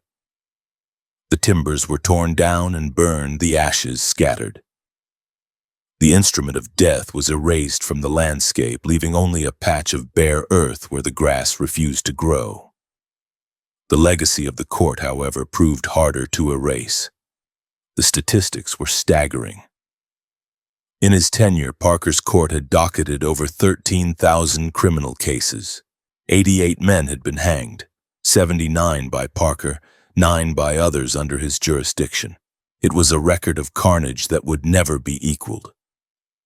But beyond the numbers was the psychological impact. Parker had taught the West that the federal government was not a distant idea. It was a physical force that could reach out and snap a neck. He had imposed a structure on anarchy. The territory itself changed. Within a decade, the Indian Territory and the Oklahoma Territory would be combined to form the state of Oklahoma. The tribal courts were dissolved. The open range was fenced. The oil boom brought a new kind of lawlessness, one of contracts and mineral rights, which was settled in boardrooms rather than gunfights. The wolf did not die, but he put on a suit. The visceral, bloody crime of the Parker era was replaced by the systemic corruption of the 20th century. The deputy marshals who had served Parker drifted into history. Some became sheriffs of the new counties. Some, like Bass Reeves, continued to serve well into their old age, carrying the badge until they could no longer climb into the saddle. Others died in poverty, their bodies broken by the years of sleeping on the ground. They were the forgotten soldiers of the war for the West, men who had done the dirty work of civilization for 6 cents a mile. George Lawson, the last hangman, packed away his ropes. He viewed his work as a trade, nothing more. He did not write a memoir. He did not tour the country telling stories. He simply went home. The ropes, the hoods, and the straps became artifacts, collected by museums or lost in attics. The physical tools of the day of the rope became curiosities, divorced from the grim reality of their use.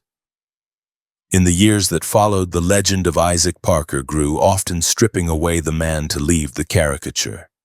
He became the hanging judge of dime novels and movies, a bloodthirsty tyrant who delighted in death.